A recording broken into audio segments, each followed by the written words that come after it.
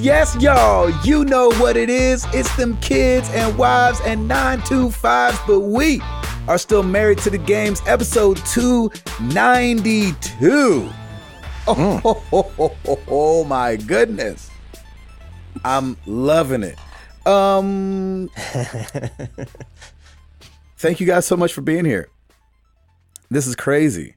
We are crossing international lines. Yeah, we are. I think three of us have. I think that makes three of us now. I think, Tim, have you done a podcast out of the country? I have not. Oh, okay. I've done one out of the country. Does the cruise ship count? Yeah. No, but I didn't. I couldn't do it on the cruise ship. Yeah, I had to. Oh, the internet on a cruise ship? Forget it. It's like dial-up. Yeah, right. It's worse than dial-up. Yeah, it's way worse than dial-up. I've not even been out of the country since I was a child. So. Oh, well, there you go. So, there you have Chris, that. You and I need to go backpacking in Germany and then record a podcast. Do a show. That's how you do podcasts. Because that's how you do podcasting. Get up the little, point the antenna towards Get the moon. Satellite phone. Little satellite phone. Be perfect. Guten Tag, meine Lieben. Right. Yes. So, Eduardo. Yes, sir. ¿Cómo es México? Mexico es muy calor. Ooh. I don't know that word. I don't either. Is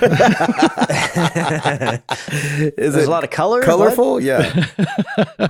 It's very nice. We got in last Thursday, and it was a rainy day the first day we got here, but it's been nice and sunny for us ever since, and so it's been a really nice, just a really chill vacation. A lot of Sarah's other Beachbody coach friends are here, so they'll go run around and take selfies and stuff like that, and I will just chill in the resort. You will just stay as far away from that as possible. That's right. That's right. So it's been nice just because Sarah gets a chance to see some of her friends again, and I get a chance to chill, and we can just both, Sarah will go with them for a couple hours, come back, and then we'll hang out for a few hours, and it's just been a really nice time to unplug. And Sarah's always at home, she's always online and always working, it seems, so it's been nice just to see her unplug for a while. I unplug pretty easily, Yes. so it's nice to see her unplug, Even though you haven't fully unplugged. I haven't fully unplugged, because I have to say, because we all have the login from Married to the Games Twitter. Yes. Whenever Ed gets on Twitter, I always know it, because if I go check it, it'll do his thing and it's fine. And then Ed checks it. And then if I check it again right after Ed, everything will be in Spanish, because they believe the last person that logged in was in Mexico. So I go to Moments to get the news and see what people are talking about. And it's like something about soccer and something about these ladies I've never seen before. Right. And it's all in Spanish. And I'm like, that must be Ed. Goal! Exactly. There was a lot of hubbub going on down here in the Cancun area right before we came down. So a couple friends were kind of like, hey, are you still going to go down? Be careful. What do you mean by hubbub? I think it was like 23 deaths in 36 hours in Cancun or something like that. What the freak? But it was all like drug related. They weren't sure. That kind of thing. Mexico? So, I know, right? Who knew? Even still, we still kind of said, you know what, this time we're not going to go on any excursions. We're just going to stay at the resort. Yeah. And just kind of, because there's so much to do here anyhow. Yeah. And just kind of relax and not worry about that. And some friends went and did a couple excursions, and it was kind of the thing that they went and they had fun, but everything was up to like Mexico building code. And so yes. they were like zip lining and rappelling, and they had to climb up to the zip line, and the thing they had to climb was like super rickety and swaying and stuff. It's like the ropes it's like the ropes in summer camp, basically. Exactly. Right. That's awesome. So I was glad I did not go to any excursions this time around. But crazy trust exercise. Exactly. Yes. But it's been nice. Yeah, just a really, really relaxed time, and a chance to just hang out and enjoy one another's company, and just have a good time. And obviously no games. Actually, there has been a game. I was going to ask if you took your PlayStation. I did not. But a few weeks ago, Gabe said he returned to Candy Crush. I did.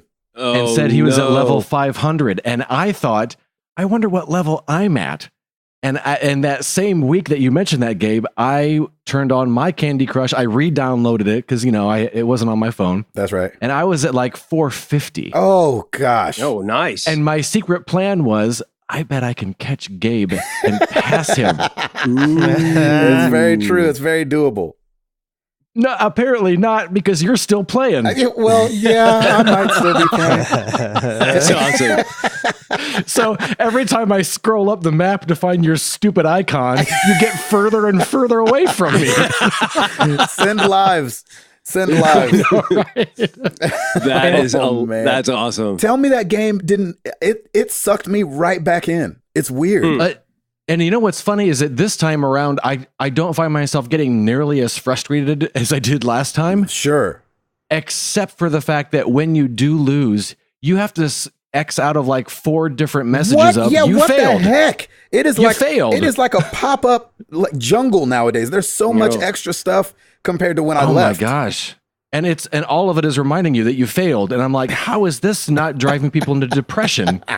Right. It's like, hey, you failed. X out of it. Oh man, you failed. Yeah, did we X out of that. You didn't make it. You didn't make it. Oh, hey. So I didn't catch you yet, Gabe, but I'm still secretly chasing your numbers. You know what's interesting is that I remember quitting because I got frustrated and because I was like, I can't beat this level. And then like you just beat the level.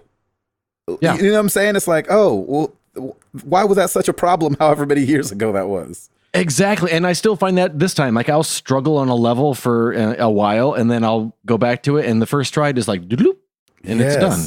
I don't get it. I'm secretly hating that I'm playing it. I just hate the game so much. Me too.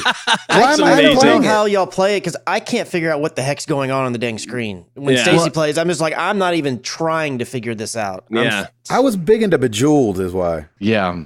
Yeah, I feel like I'm so far behind that I'd just be like, I don't remember any of this. I'm just gonna keep playing Clash Royale. They also have introduced a thing where if you beat the level on certain spots, you'll get a little bonus present. And they have a little thing that's like, hey, if you beat it this time, you'll get a present. And I always want to scream, it's not that I'm trying to not beat it. I'm trying to beat it. Trust me, I am trying. Yeah, I'm not going to try any harder this time than I did last time.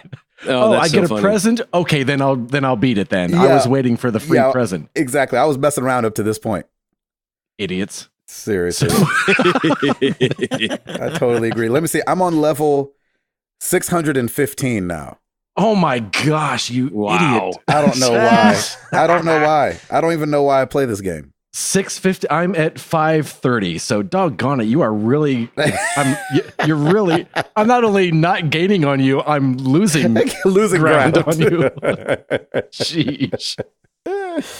So yeah, that's been my week. We fly home tomorrow morning, and looking for a smooth ride home, and that's pretty much it. There you go. Well, that's awesome. I'm so glad you're enjoying your time in Mexico. That's great. Yeah, it's been fun. It sounds like a gorilla is beating on a vending machine. It sounds like a dang war zone. It's the final night, so those are fireworks going off outside. So they're sad that the Placencias are leaving.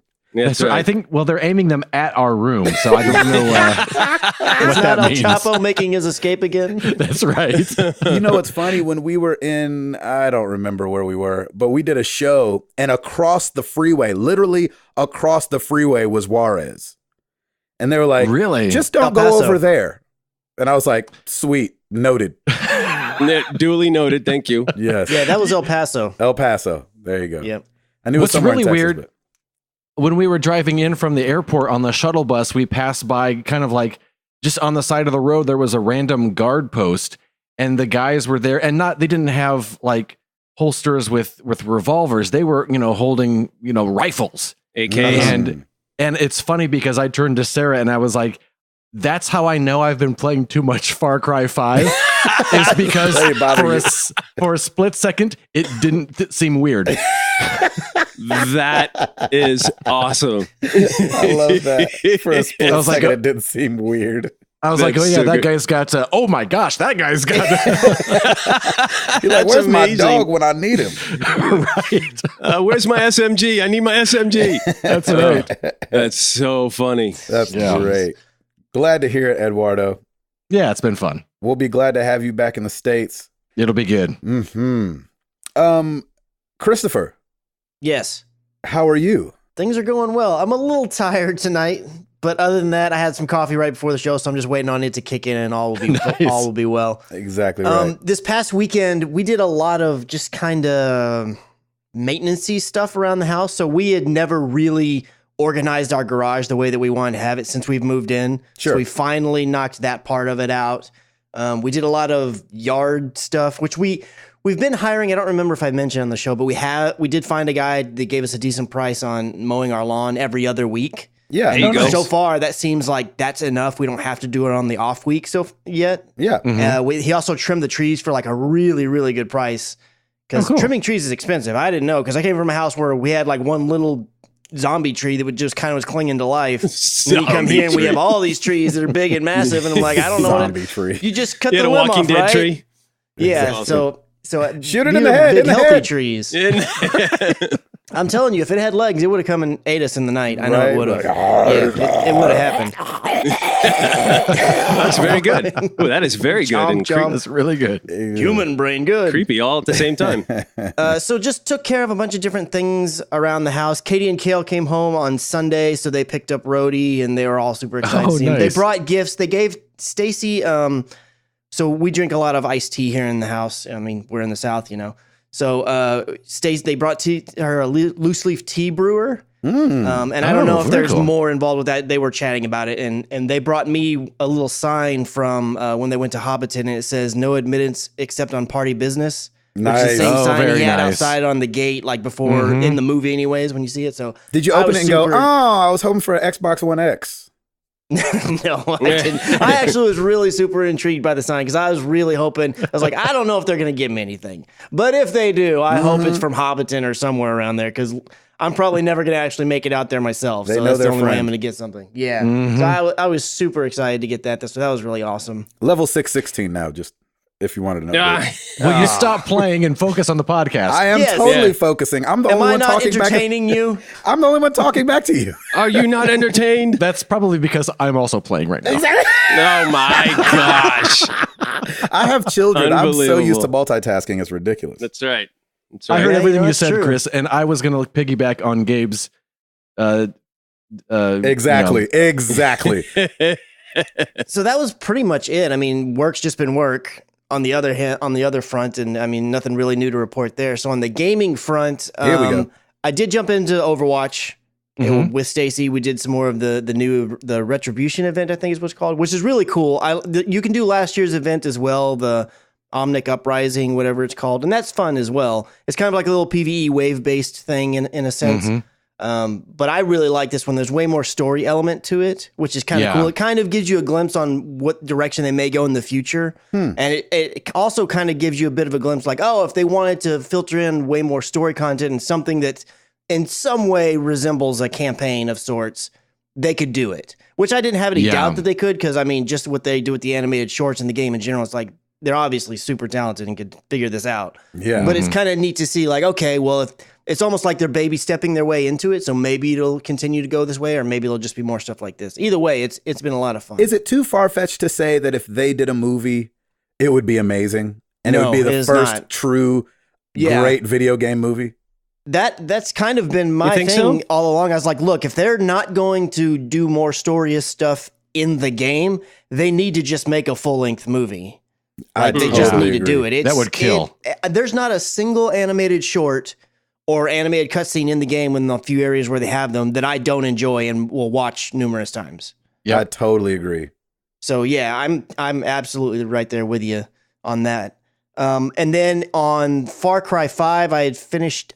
I don't remember if I had actually finished out the story on the last podcast, but I did finish out the story. And Nice. I was working towards the platinum, and I was really thinking it was going to be very hard to get for one of the multiplayer trophies in particular.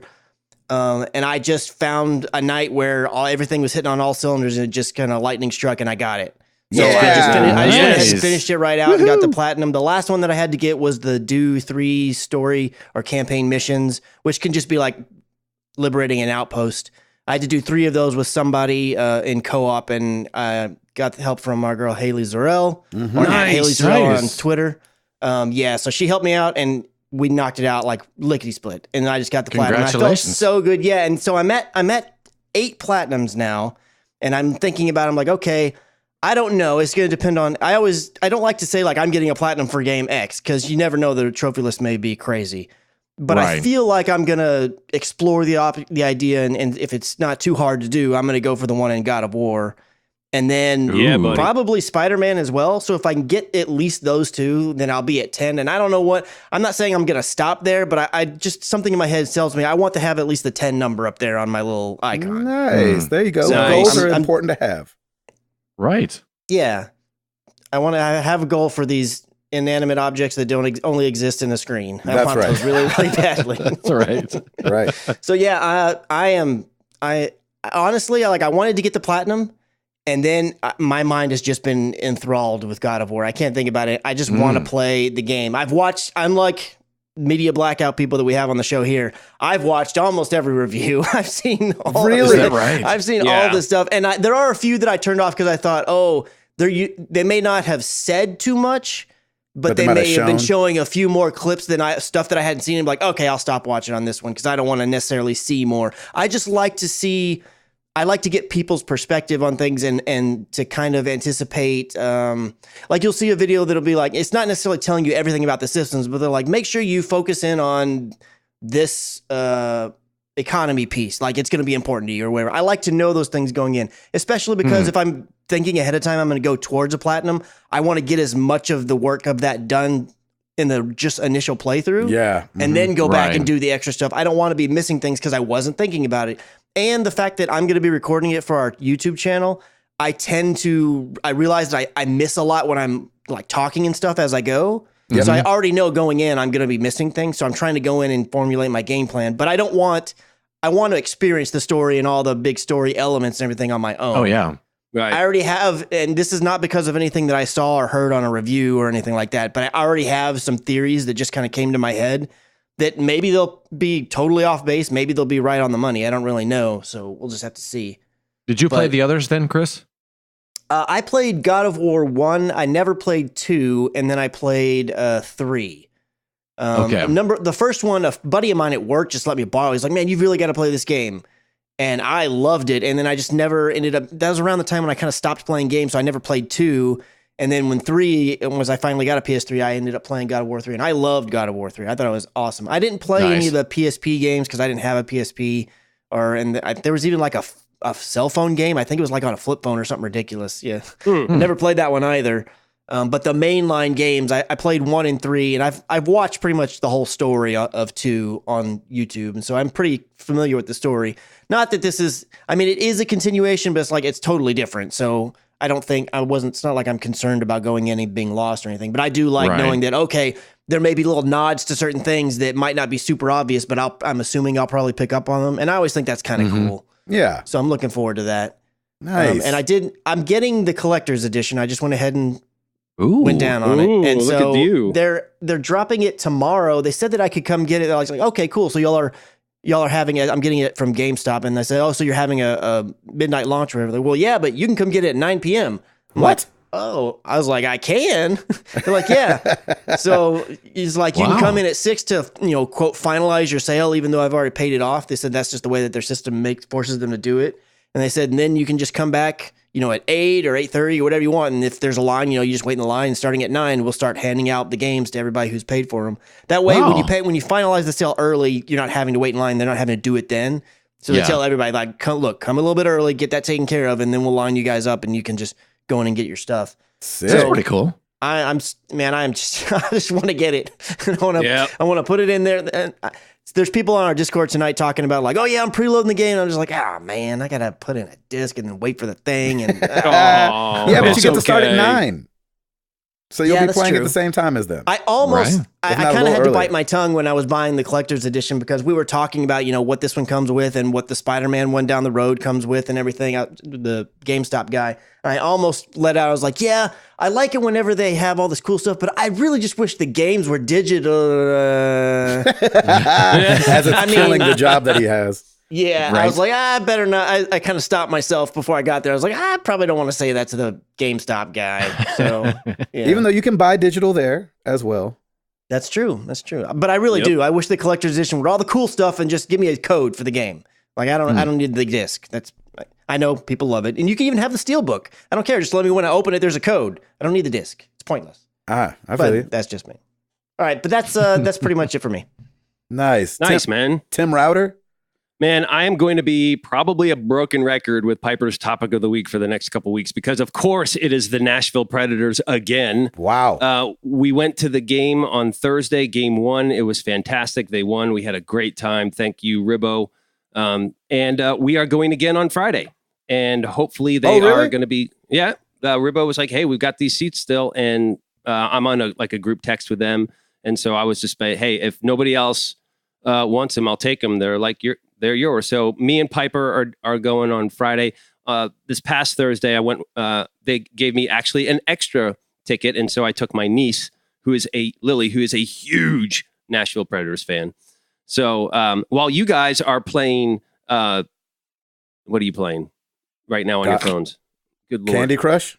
Thank you, Candy Crush. I'm watching the Preds game right now. They're in Colorado, and they're up 2-0 in the second period. So we're all multitasking tonight. So there it's fantastic. So I like it. But yeah, it's been good. So yeah, I'm excited. I said it before. I love this kind of daddy-daughter time, and it's with hockey, which is kind of cool. So and it's just so much fun, and we've been really blessed. Like Ribbo's just really fantastic about kind of sharing the love. And, I work with them a lot and we have a good time and they take care of me, which is pretty cool. So are they hosting a series right now? They are. No, it's in Colorado. Okay. We're up 2-1 in the series and we are up 2-0 right now. So if we win tonight, we're going to be there Friday for the potential end of the series. If they win on Friday, they advance to the next round. So there you go. Yeah, it's fun. So it's hockey all the time. I got my playoff beard going right now. So it's all hockey all the time, and it's a lot of fun. I feel like we're at the eve of what I call the dark ages of sports because football is obviously not going on. Basketball and hockey are both in playoffs coming up to a finals, and then we hit this dark period where it's only baseball, and they take up the whole top 10 on SportsCenter. They're like, look at this home run, that's number 8. Look at this home run, that's number 7. And what about this home run? Yeah, exactly. You still got a stage and a half of Overwatch, Gabe. Oh, that's true. I didn't be watching that. There you go. So last week, Lauren went in for her procedure on Wednesday. Everything went well. She got out and everything was fine. We heard back from the doctor. The polyp was benign. Everything is completely great. Hallelujah. So everything's thankfully we expected it. The doctor was like, everything looks great and there shouldn't be any reason to worry. The only problem was on Friday, she, in the morning, she was like, hey, honey, do I look like kind of yellowish in the face? And I'm like, yeah, you do a little bit like around the eyes and chin. And she's like, my glands are swollen and, I've kind of got this yellow coloration in my face. Like, I'm just going to call the doctor and just see what's going on. This is Friday, like right around noon. And our doctor's office on Friday closes at noon, of course. And so she's calling thinking, this is not going to be a big deal. And they're like, you need to go to the emergency room. And we're like, why? And they're like, well, it could be complications. You could be jaundice. So there might be something going on with your liver or what have you. And so you need to go to the emergency room. And we had to go downtown the emergency room, not the one in Franklin, because that's she had her procedure down there. And so all of her records from that procedure are there as well. So it was like, we were like both looking at each other like, oh gosh, you got to be kidding me. So after blood work and all kinds of other testing, it turns out it was just, she gets side effects of pretty much everything. And it was a side effect of the anesthesia that she was under on Wednesday. And for her, it just lasts longer. It's kind of like this anesthesia hangover that she has. And it was just a side effect from that. And so it's better to be safe than sorry, but it was still kind of like, oh, really? We got to go all the way down there. And 2.5 hours later, we come back and everything's fine. So that was our little scare on Friday. But again, everything's fine now. Everybody's back to normal and healthy, and we are good to go. So that is all good at the routers. Good deal. On the gaming front, man, it is Far Cry 5, and I am taking my time. And as Chris has said, I am Bob Rossing it. For Far Cry 5 because I'm taking my time and talking quietly. Apparently, I thought I was talking kind of normal, but Chris, I was dying, absolutely dying when you texted that to me. It's like, hey, you're Bob Rossing Far Cry 5. Congratulations! I was like, yes. So, but you know what? I don't care. I have a great time with it. I'm meeting up with Morning Crew and been able to chat with some of the guys, and it's great. And this game is just. It's going to be a long time before I'm done with it. I'm just really taking my time and just having a lot of fun. I finally got an additional weapon slot, so now I can use both bow and machine gun. And so don't you mean a happy little weapon slot? My happy, yes, my happy little weapon slot over here. Mm-hmm. And we're not gonna tell anybody about that one. Exactly. We'll just kill this happy little bear over here, and we'll skin it for some money, and it'll be glorious. Okay. Mm-hmm. Be sure to clean your brushes. And anyway, so it's, we're just having such a good time. I'm having such a good time with Far Cry 5. Sure to clean your brushes. He says that all the time. That's funny. Does he really? Yes, he does. He'd wash them off and smack them against the easel. Exactly. Yep. Be sure to clean your brushes. Mm-hmm. Anyway, so yeah, it's great. I will pick up God of War day one. It will just stay in probably in its sleeve for a little bit until oh my gosh, Predators just scored again, 3-0. Awesome. And so so I'm just going to be in Far Cry mode, and like I've told the guys before, I'm taking my time. Like, these are the two games that I've been super excited for. These are the two games that I know I'm going to get a lot out of. I will probably platinum God of War as well. I haven't looked at the list yet, but Far Cry 5 I definitely will. So I'm just going to grind it out. And until really the fall releases come out, like, these are my two games that I'm going to play, and I'm just going to milk it for all it's worth. And I'm having so much fun. I'm getting up early and getting really excited to play. I usually my sessions are usually an hour in the morning, and then I talk to some Morning Crew if they hop in and out, and it's just been so much fun. So I'm in heaven right now, just having a lot of fun and talking with Morning Crew. There you go. That's it for me. Over to you, Mr. Patillo. Yes. Hi. Hey. Hi. How are you guys doing? I'm just kidding. Good. Fired any painters recently? Seriously. Oh, no, I haven't. But we've had some beautiful days here in Franklin, Tennessee. Oh my gosh, the weather's been awesome the last couple of days.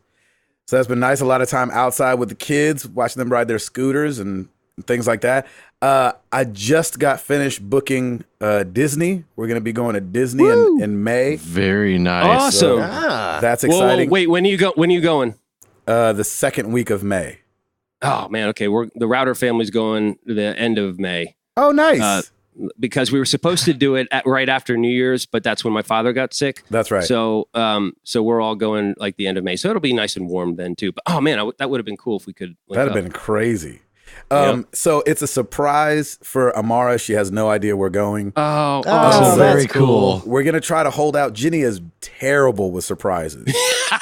She's, her like lip gets trembly when she's like, I got you something. So that's amazing. So hopefully she keeps it down. So we're leaving on a Sunday. So the plan right now is to just like act like we're getting ready for church, and then nice, head to the airport. Oh, beautiful. That's gonna be awesome. So are you going to film it? I don't know. Maybe. That's a good idea. No. That's a good idea. Man. So we'll see how that plays out. That'll be really fun. So we're just excited to have that out of the way. I don't know if you guys remember, but kind of like Router, our trip was delayed from September because of Hurricane Harvey. Right. And so we're going now. So it's going to be awesome. Staying at the Contemporary. So that'll be nice because it's nice and close. We were trying to get somewhere really close because Milo's going to have to still nap during the day. We'll probably only do like one nap. Right. He's not going to make it all day in the sun at Disney World. So we're super excited. I'm super excited about that just because I'm a man child when it comes to Disney. I love all things Disney. Yeah, you do. So that'll be fun. Nothing really too crazy. Got taxes done last week and Woo. Nice. hallelujah. Jenny was gone over the weekend. She was in Charleston, South Carolina. You got it. And so she had a good time out hanging. Geography for the win. Exactly. I thought that was North. I thought it was North Carolina. That's Charlotte. Yes, Charlotte, North Carolina. Yes, Charleston, that's right. South Okay, Carolina. yes. Mm-hmm. So nothing too crazy. Getting my inspections done on the shed, so we're almost there. It was really fun today. So when you're building something, you have to get it inspected by the city, especially where me and Tim live. The city is very heavy-handed about kind of what you do and everything like that. And so you have to get inspections every step of the way.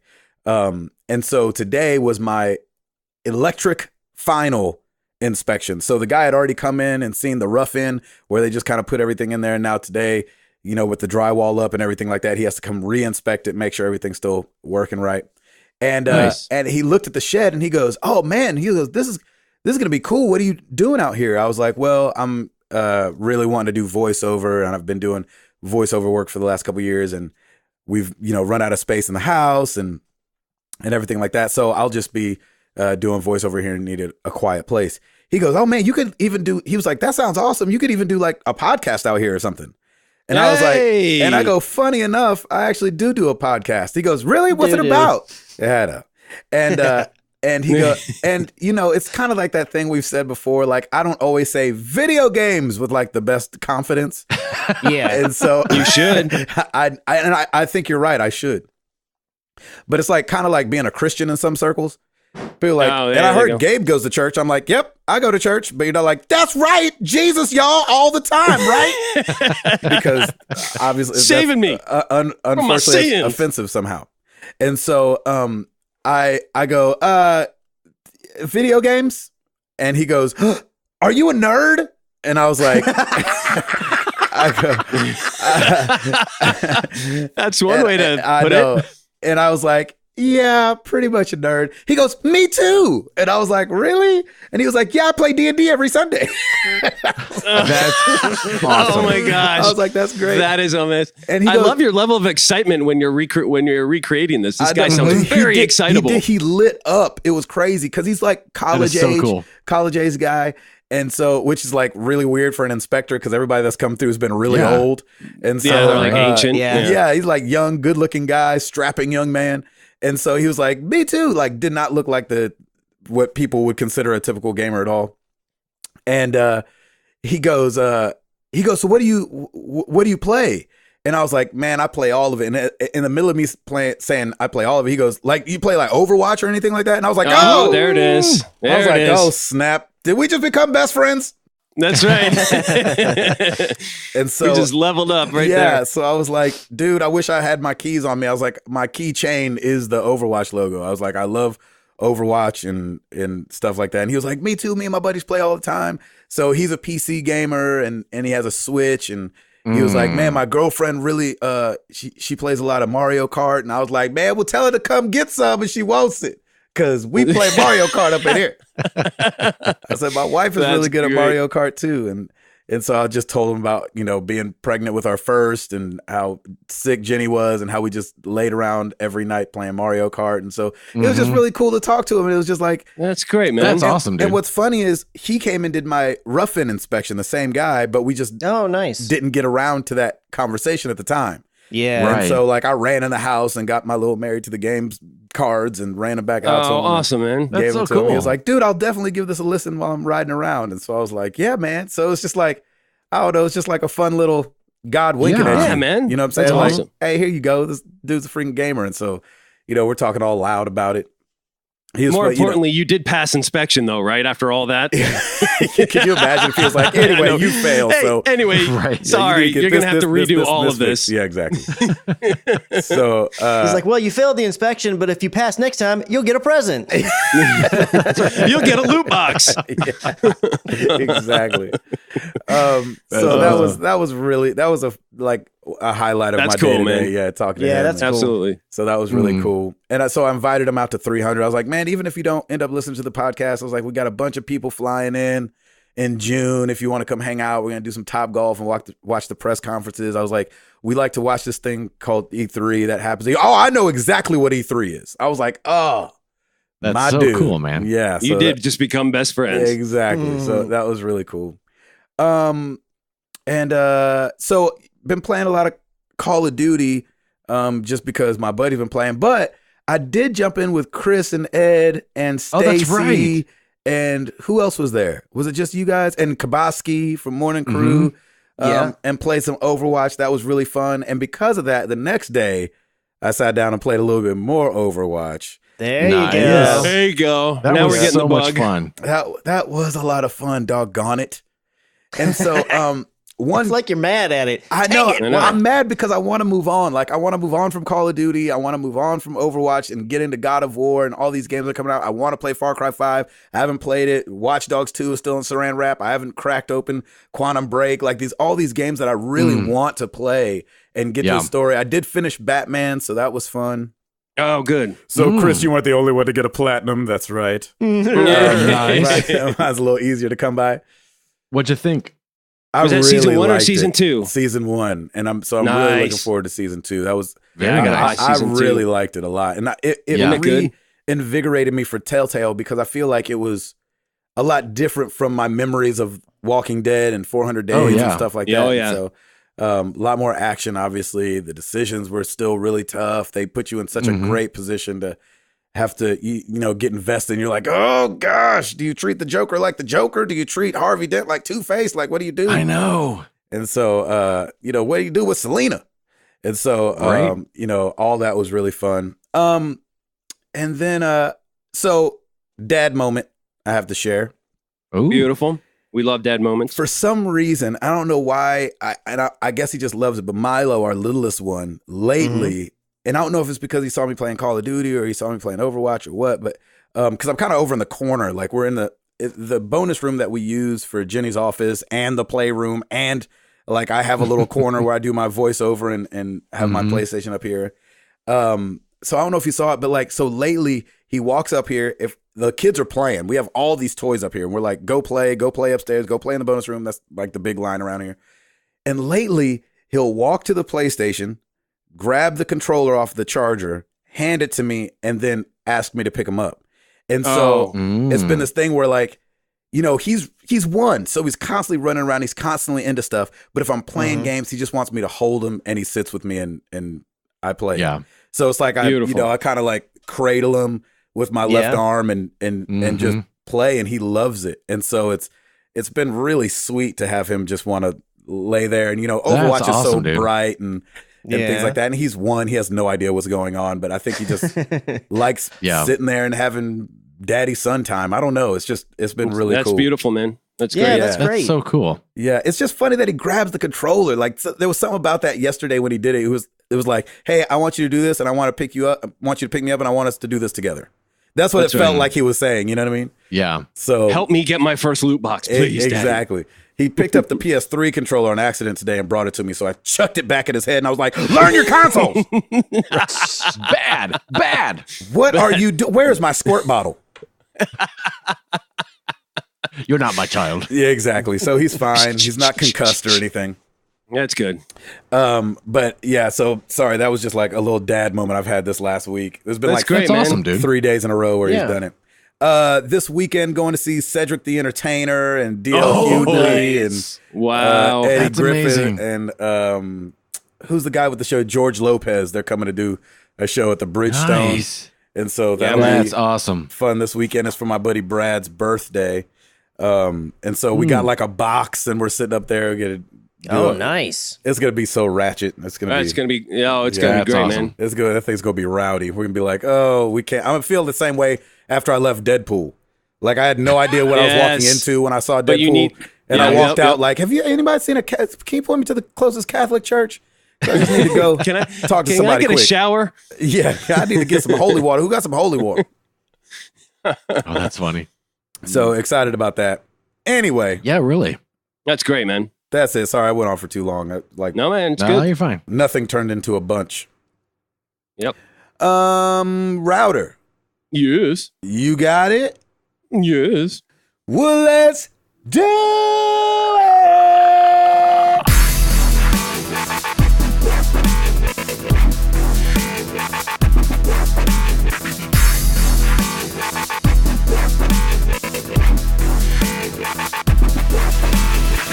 There's nothing coming out this week, so back to you. Are you freaking kidding me? PS4 God of War, let's do this. Yeah, Friday. man. Pick up your copy. It is getting huge reviews everywhere, all across the board. We have a hit on our hands, and we're all going to be playing it, and it's going to be, it will be glorious. Yakuza 6, The Song of Life for the PS4.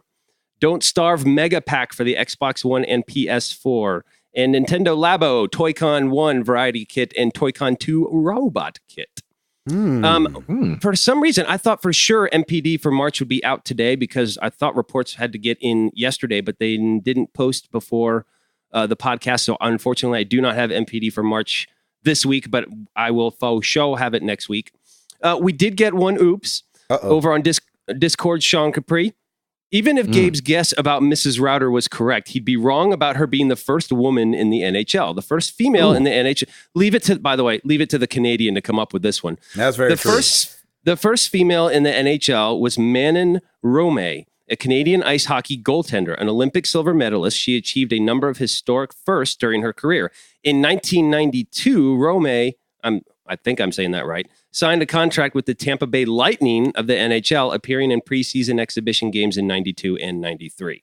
Wow. Thank you. Look at that. Thank you, Sean. That's That's awesome. an oops right there. I will accept that oops. That's awesome.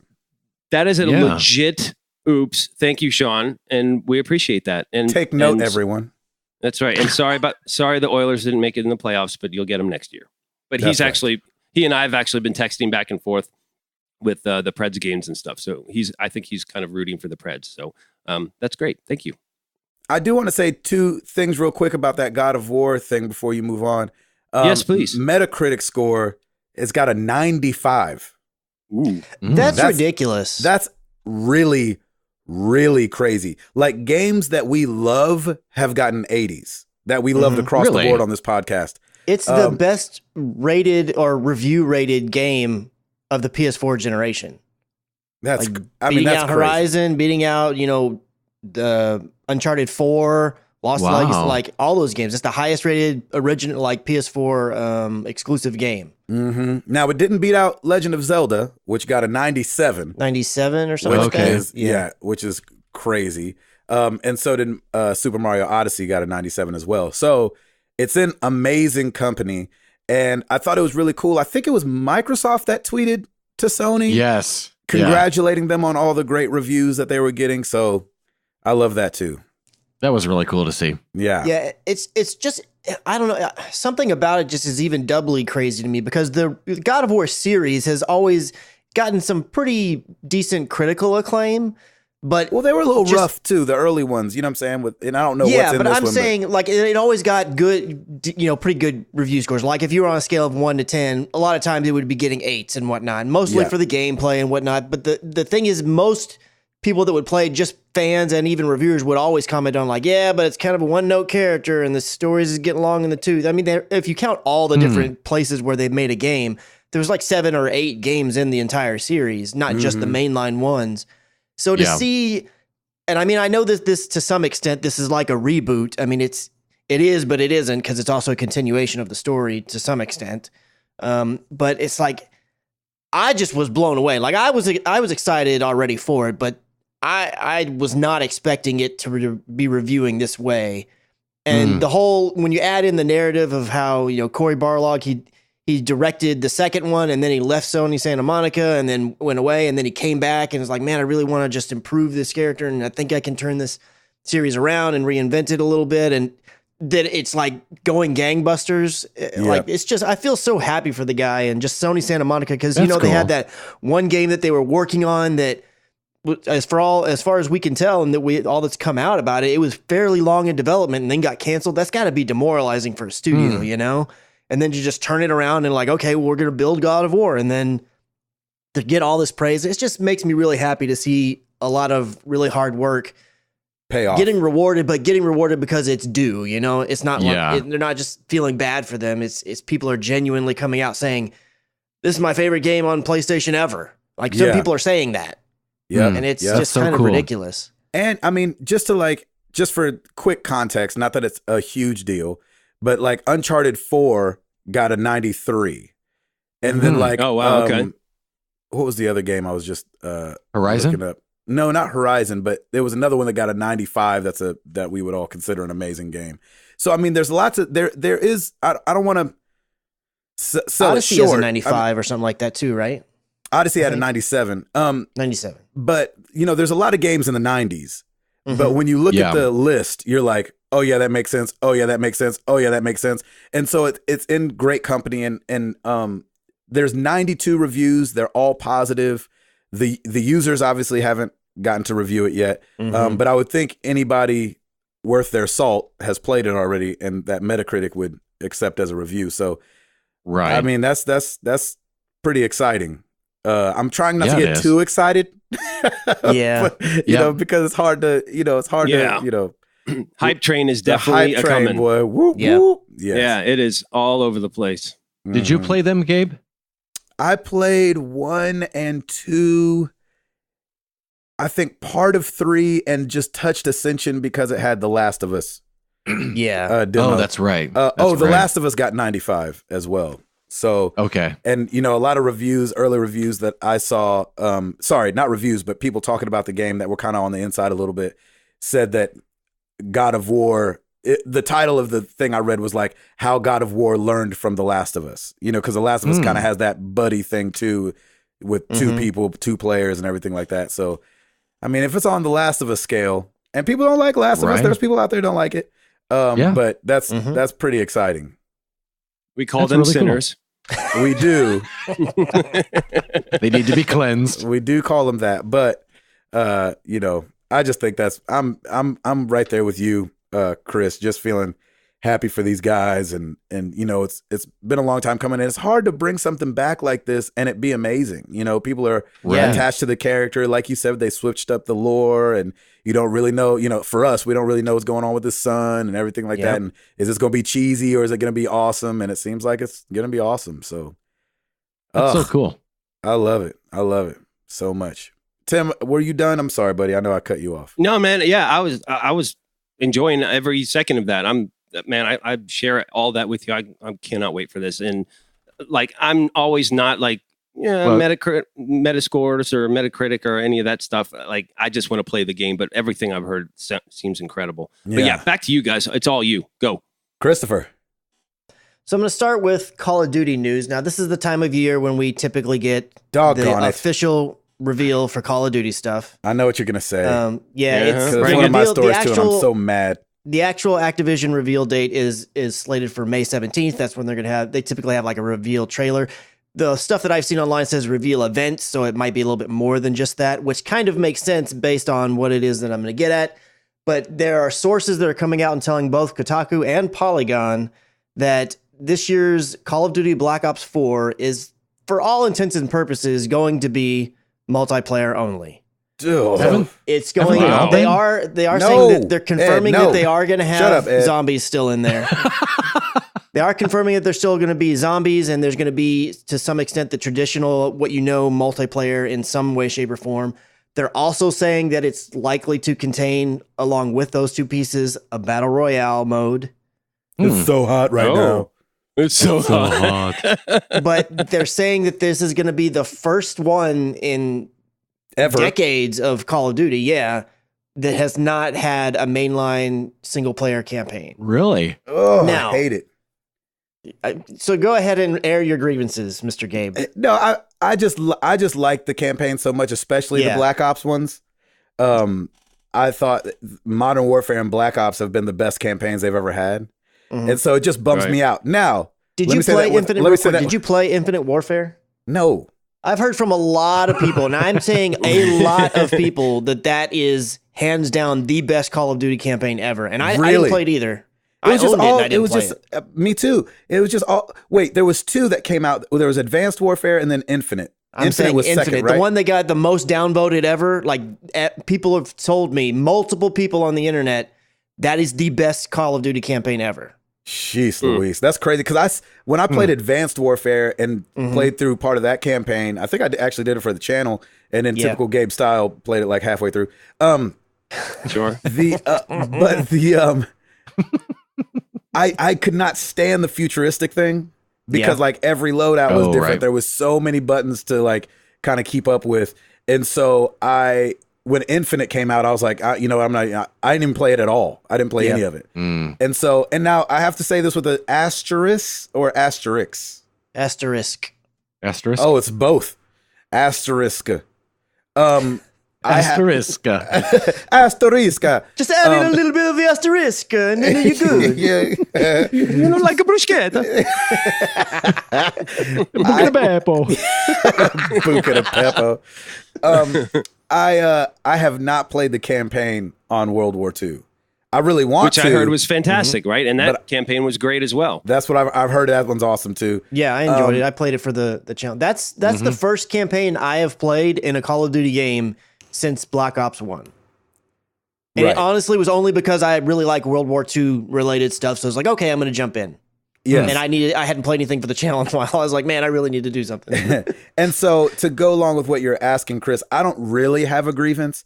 It just bums me out a little bit, even though I know the draw to Call of Duty is not the campaign. Yeah. Well, and also, I mean, as you've said, multiple times on this show, you're a story guy.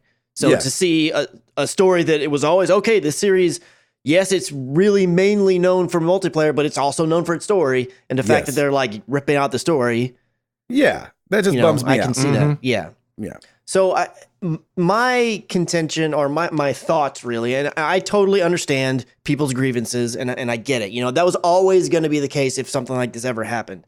In my opinion, this is something they should have done a long time ago. This should have been done 3 to 4 years ago. And if it had been done, because I feel like right now there's more of a heightened a sensitivity to single player games potentially going away because we've had a year or so of people thinking that, oh, look, everything's moving to games as a service. So the few times that a story comes out that's maybe more linear based and is really heavily narrative focused, they've been really super praised. Like Hellblade got a lot of big praise, not just for all the innovative stuff that they did with their making the game, but they were like, oh, but look, it's also a single player game. And we want to build that up because, you've got Destiny, you've got Battlefront, you've got all these games where it looked like it was all starting to move towards games as a service.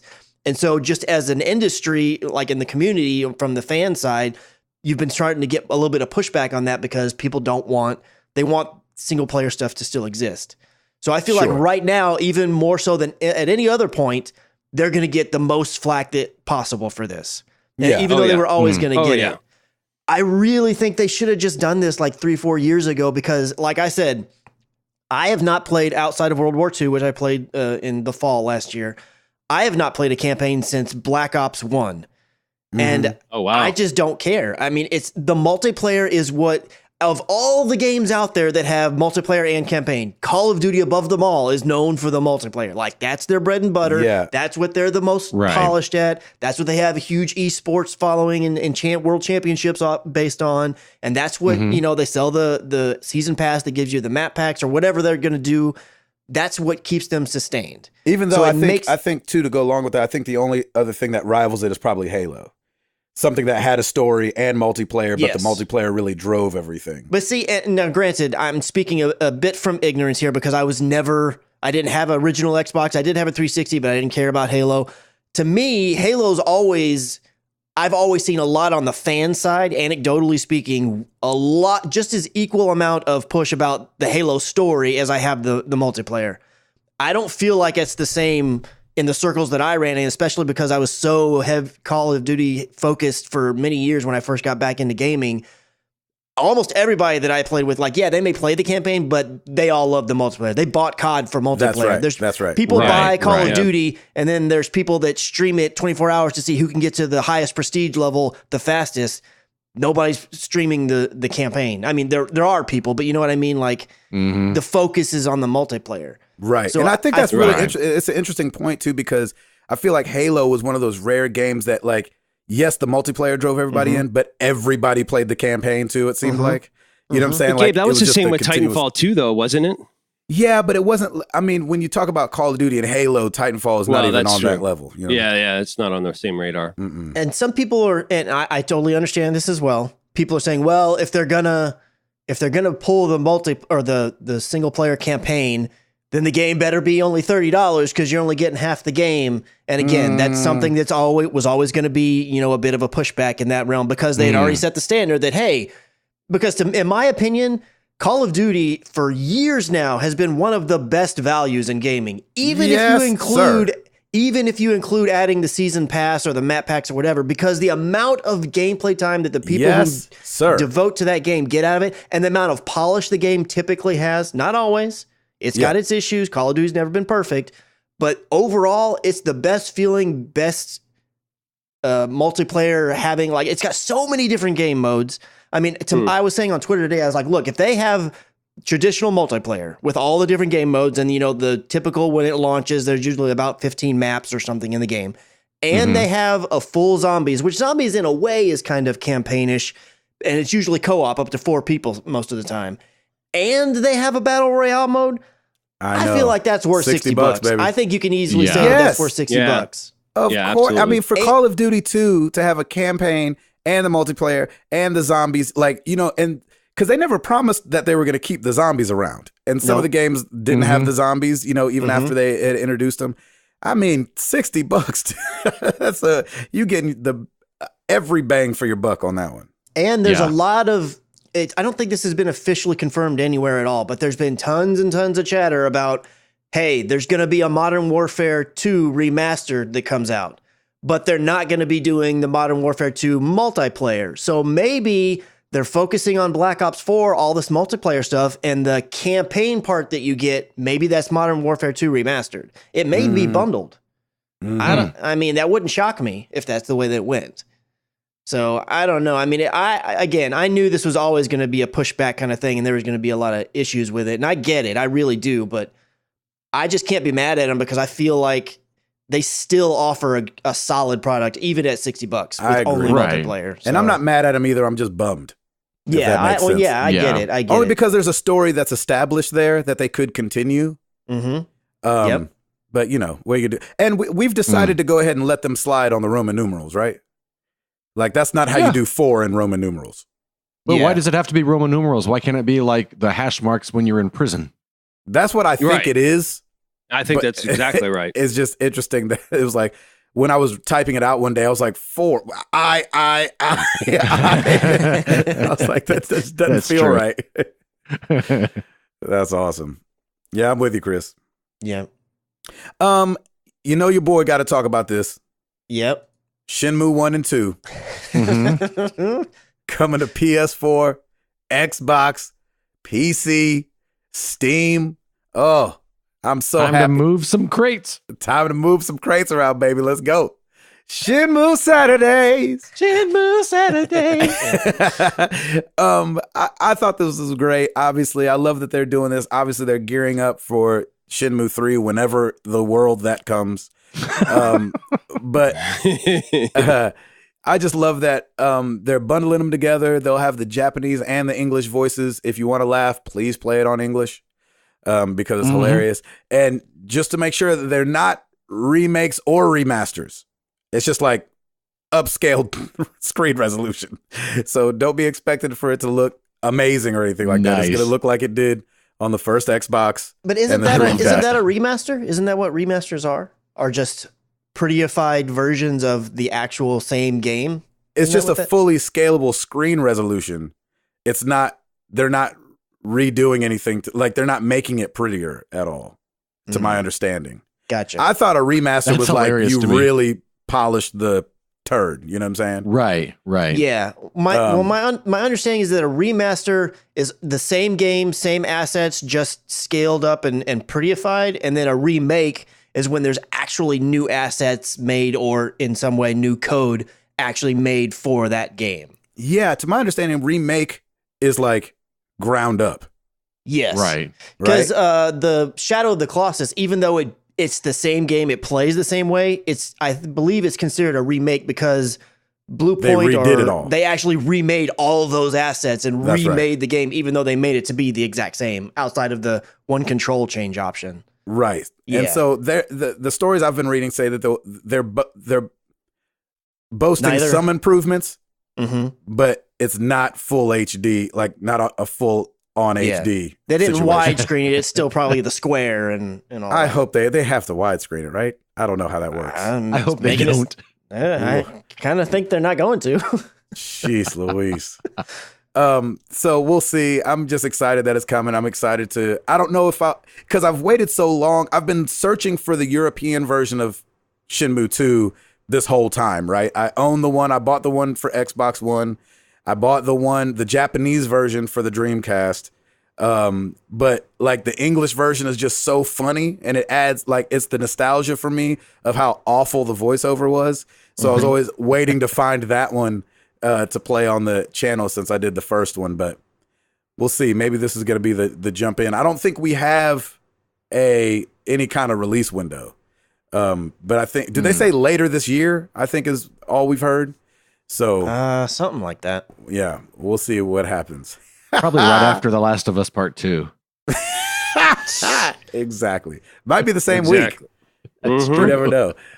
So it's funny because they said that you can choose between a modern or classic control scheme because the control's a little janky, but I don't really know what that means because you still played it on, I don't know. It's still like an analog on the Dreamcast. So I don't know if they just fudged with the camera or something. I don't know what that means, or maybe they just mean that you can customize it better than you could before, but we shall see. And I'm very excited. And I hope to be picking that up a faux show.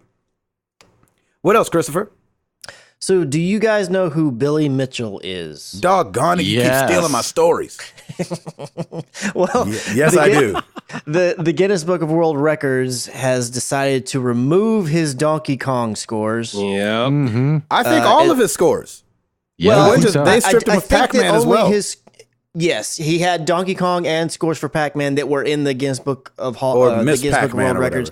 And he wasn't, as I understand it, the current world record holder, but he just had one of the records at some point inside of there. I don't think they make you give the frame back, Yeah, exactly. And they kind of took the same step that was done by Twin Galaxies, which that's an organization that tracks video game records and high scores. And Twin Galaxies made the decision to pull his accomplishments after a lengthy arbitration process where they determined that he used the multiple arcade machine emulator, also called a MAME, to achieve the same scores instead of actually doing it on an arcade machine, which is what the rules specify. Well, and let's back up for a second. If anybody's seen King of Kong, A Fistful of Quarters, that documentary is all about Billy Mitchell and another guy battling back and forth for the Donkey Kong high score. And so just for a little backstory, it's not like we're just pulling a name out of a hat. No. But he was kind of brought to the forefront back in 2007 with that documentary. And it's a great documentary. I'd say really go watch it. And the thing is, they say that MAME cabinets and their games work just a little differently than the standard board in an arcade. And so that's why there's such a distinguishing factor between the two. Yeah, and the way that they said they figured it out is because an arcade cabinet will load the screen from the left to the right, and then a MAME does it in different blocks when it's loading up the screen, which obviously it does it fairly quickly. But they said you can see this, and in the recordings, because Billy Mitchell basically just had VHS recordings of a screen of him beating the game and getting these scores that he's over his shoulder, old school, and onto so VHS. And they basically were just no, the way that it's loading, it can't be an actual cabinet. And based on their arbitration and their findings, they're yeah, we agree with this. So that's why they went ahead and stripped him. He did put out a press release kind of addressing it. It was after several days after all his stuff had been removed. I'm just going to read his statement. He says, I've been asked to address things that are recently in the media. The fact of the matter is Now there are true professionals, due diligence being done to investigate things that happened as far as 35 years ago in a professional manner, not in a shock jock mentality designed to create hits. We shall show everything that has been done, everything that was done professionally, according to the rules, according to the scoreboard. The integrity was set up, not 2014 forward by the current regime who wants to reach back 35 years. Everything will be transparent. Everything will be made available. So he's basically sticking to his guns and saying, look, everything was done by the rules, but he's being very cagey about it because he's not coming out and just saying, like, I didn't use a MAME. I used the actual cabinet. So it feels like if that was your answer, that's what you should have just said. So I feel like there's going to be some more like, hey, according to the ... letter of the law, I followed everything, but really it's still a bit, shady. So we'll just have to see what actually comes of this because it hasn't come out yet. But man, what's so great about this too is that like if you go and watch King of Kong, they pose him as the bad guy, like he's kind of the villain of the documentary. Yep. And he kind of looks like a villain. Yeah, he does. So he's kind of creepy looking. Yeah, he's definitely creepy looking. And so it's just so funny that this would all come out, number one, so far later than at the time. But then two, the fact that he looks like a villain and being painted as a villain, and it just all works so perfectly together. Right. Yeah. Oh, so funny. Yeah, man. That sucks, though. Hopefully they get it all worked out. I mean, these guys spend years in front of these games. And so to put in all that work, you still got to be amazing, regardless of if it's a MAME or original cabinet. You still have to be exactly. It still is not an easy thing. It's not like I can just be like, man, MAME, I got this. And I couldn't go get a score of 1 million. That's not happening. And this is these guys' lives. You know what I'm saying? So you're stripping him of all the and things their legacy, that he's worked towards. Everything they've worked towards. Yeah, exactly. So that's a little bit of a bummer for him. This was kind of cool only because we've been talking about it on the show, and this is probably totally why it happened. But A Way Out. Doggone it, you stole my story. Yeah, exactly. A Way Out, booyakasha. A Way Out has sold 1 million copies within its first 3 weeks. And that is awesome because EA thought it would only sell 1 million copies in the whole lifetime of the game being out. And so EA predicted that it would sell less than 900,000 copies in total. And in 3 weeks, it sold 1 million copies. I love that. So that's crazy. Really great. And I think it really speaks to something because, like we've talked about on the show, both people don't have to buy the game. And so I didn't buy it, but played it with Chris. And so that really speaks to how good this game is. Some people don't like it, but it speaks to how good the game is and how fun it is to play with others because, as we're seeing, only half the people that play it have to buy it, and it's still sold 1 million copies. Yeah, I really hope that lights a fire under other companies to kind of like, how can we do couch co-op? I love that. Yeah. One other thing that I found kind of funny about this story, and the reason that we know these numbers of what EA expected them to actually sell is because there was a document that leaked out last year that kind of went over, it was like an internal document that kind of prepped for their E3 presentation that they were going to do. And inside of it, on the part with The Way Out, which is what has these numbers and how you found that, they also had these little executive summary sections. And one of the bullet points says, Yusef as a personality is a plus. His passion is great, but need to watch out for controversy. And I'm like, oh yeah, well he is awesome. The guy that was like flipping off the Oscars essentially. So I was like, yeah, you were dead on with at least that point. You need to watch out for controversy. Seriously, keep the FCC close on the beep button when you have my dude on television. Exactly. That's right. Yep. Especially if he starts talking about the Oscars. So there's been a leak that reveals that Microsoft's new Xbox avatar system is getting a revamp. Yeah. And for, I don't know how you guys feel, but like every now and then, like with Call of Duty, it feels like there's like 5 white faces to choose from and like brown face and Asian face, which is fine. I understand, like, let's talk about the whole population of America, but this new avatar system, it looks like you're going to be able to customize the body, face, hair, makeup, your arms and stuff with a color picker across all the features and even edit down to the character's fingernails. And so I feel like they've left the avatar system alone for a long time. And so it's kind of cool to see that there might be a huge revamp coming. And I think that would be really fun. Yeah, definitely. That's all I have to say about that, Chris. Yeah, well, the thing is that I assume you're talking about the little video piece that got kind of, I guess you'd call it, leaked out. It seems like it's all very, very early, so there could be even way more than that involved with it. You know, it could be even way deeper than, and that's just an avatar creator. You know, exactly. Yeah.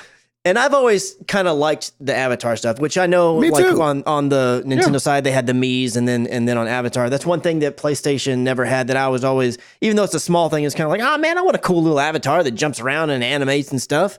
So if they're improving it, I mean, hey, I'm all for that. Yeah, me too. And I think it kind of lends to it being a leak because the video that was put out has gotten pulled down already off of YouTube. So, oh wow. Yeah, and it looked like it was using mouse and keyboard kind of stuff, which I know there's Xbox Live stuff on the PC, but can you like do Avatar stuff on there? Like, well, I think edit them? it's gonna operate across Xbox One and Windows 10. Gotcha. So it probably, but it doesn't like the current version of it now doesn't, right? Can't you only edit them on Xbox, or is that also available on PC? I haven't even messed with it, to tell you the truth. I have no idea. Oh yeah. But in the screenshots that were grabbed, though, it does say beta down in the right, down in the right corner. So obviously they were just testing it out, like Chris is saying. So it might not be anytime close, but sometimes leaks make people speed up the process and go ahead and get something out. So that can be very, very cool. Yeah, man. Get your avatar looking more like yourself. Christopher. Well, we know that Gabe has gone to like swap meets and thrift kind of things, looking for games and whatnot. Oh yeah, and you've picked up a couple, and you know, a couple cartridges here and there before. I picked up ET on Atari just in case they didn't dig them up. I know, right? I actually wish I had that. I think that one of those would be cool for the shelf. Well, I have two of them. You can have one if I can find them. Nice. That's right. That's so nice. Just got to get my shelves up, and I'm good. Exactly. Wait till the shelves get installed. I feel you.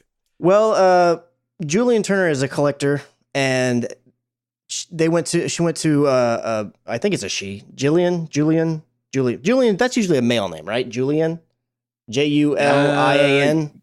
Julian. As far as I know, yes, but I'm sure. Gotcha. Okay, so it was out. Anything goes these days, boys. Yeah, this person was going out shopping for games. They were looking for some classic NES games, and they came into a copy of Roller Games and Golf, and went ahead and picked it up. And then started kind of really analyzing and was like, oh, wait a minute, this Roller Games is the PAL version, which is usually sold in Europe and Australia. So that's kind of crazy that they found it at a Georgia flea market. Mm-hmm. And then after a little while started noticing, these cartridges feel a little heavier than normal. So oh, yes. Like an average person would do. Like an average person would do, they went and put it out on a weigher, and it's about 50% heavier. So they opened it up, and there's a bunch of illicit drugs inside of the cartridges. That's right. So funny. Now the crazy thing is that the drugs are so old. They're like these are really, really old, and we don't even know what they are yet. But the fact that there was just these illicit drugs inside these cartridges.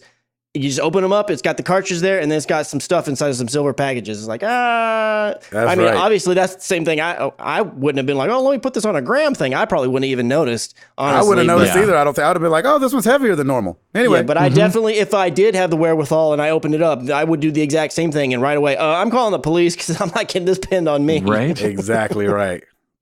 I thought that was a nuts story. It was funny. That is funny. So they say. I don't know who really they are, but they say that Nintendo's Wave Race game. You guys remember? Oh yeah, Wave Race N64. Mm-hmm. No. Yeah. They say it might be making its way to the Switch.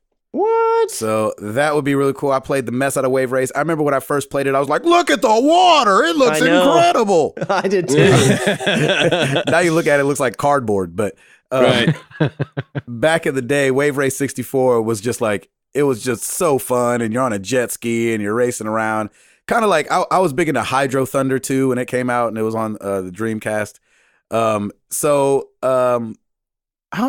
don't know who even said this, but it says the head of Nintendo's biggest development studio has said Wave Race is his personal favorite and may be on its way to the Switch. Nice. So there you go. I thought that would be really cool to bring it back in the new and transformed, because it was on the GameCube as well, right? There was a wave race. Oh, I don't know. I didn't have a GameCube. I didn't either. But my brother did, I think. No, I don't think we had one. He had the 64. But I think there was a wave race on GameCube as well. I think that's the last time we've seen wave race. So there's been a lot of Nintendos out since the GameCube. Mm-hmm. So it'd be dope and very nostalgic if they bring that back. And I'd like have to get it just for that. It was kind of like when they brought out NBA Playgrounds. It just like was so NBA Jam that I was like, this looks like it'll be fun for like 10 minutes, but I think I might have to get it anyway. And yeah, so, there you go. And I definitely enjoyed my time in NBA Jam. Got my $20 out of it for sure. So we'll see what happens. Rumors, and rumors. Mm-hmm. Look at all these rumors. Yes. Yeah. Nice. Who sang that? I don't remember. Something in every day. Anyway. Rumor has it. That was Adele. Rumor. That's the one I know. What else you got, Chris? I'm out. You are out. Well, every week we ask you guys a question. Last week was no different, except for it was a quick fire. And a lot of people answered the questions. So yeah, they did. That was awesome. Them quick fires. You might have to go look them up. A lot of them are on Facebook. There's some on Twitter. But on the Facebook group, a lot of people answered. So I will read a few from all our different areas. Starting on Discord. Oh, man. Shoot. Should have looked at these. Drolo. So the questions were, are you competitive or not? I'm only going to read the questions once. Are you competitive or not? Do you like gaming in the morning, daytime, or nighttime? Do you prefer solo or with friends? Do you trophy or achievement hunt? Do you mobile game? Do you prefer reboot, remaster, or remake? That was the quick fire. Drolo. Okay. Competitive, not really. I tend to back off a bit actually when I play with non-gamer friends, so they'll keep playing with me. I know that's right. He said he mainly likes playing in nighttime. He said mostly solo nowadays, but I love a good co-op session. Doesn't trophy hunt. He says occasionally mobile games, mostly simple games like Pokemon Go or Knights of Pen and Paper, which I've never heard of. Remaster. Would rather have a continuation of a franchise than a remake, reboot of a former title. There you go. Kaboski. Morning crew. Super competitive. He said morning crew, of course. Likes playing solo. He's not a trophy or achievement hunter. He doesn't mobile game, even though he has a bad habit of buying games from the App Store all the time. Nice. And he prefers reboots.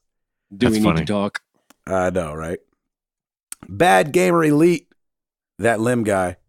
He says competitive Overwatch. Yes, all others. Nah. He said games at night is the most. He says friends, please. And he says he doesn't trophy hunt. And yes, very much on the mobile gaming. And he'd rather a reboot, even the old 90s show of the same name. Oh, Lord. That's funny. Do you guys remember Reboot? Oh, man. I don't. I don't remember that being a good show. Ed, do you remember that being a good show? No, I just thought he meant redoing like the Fuller House and stuff like that. No. That's what I thought he meant. He said reboot, exclamation point, even the old 90s show of the same name. I remember that show. Over on Twitter, Splig, yes, night, both. 108 platinums says yes. That he likes the trophy hunt. 108 platinums. Wow. I'm hoping to get 10. Yeah, right. You'll almost have a 10th of what he has. He says, back to Clash Royale. And he said, reboot. Don't change my nostalgia. Oh, there you go. I get that. Video Game Fury TR at T Robinson 79. Prefer solo on my consoles at night. Great way to disconnect from the world and end the day in style. Yeah. Right. Tony Ramirez at M1Rez. Yes, night, friends, no, and reboot. Nice. I like that. Over on Facebook, we got Ron Reed.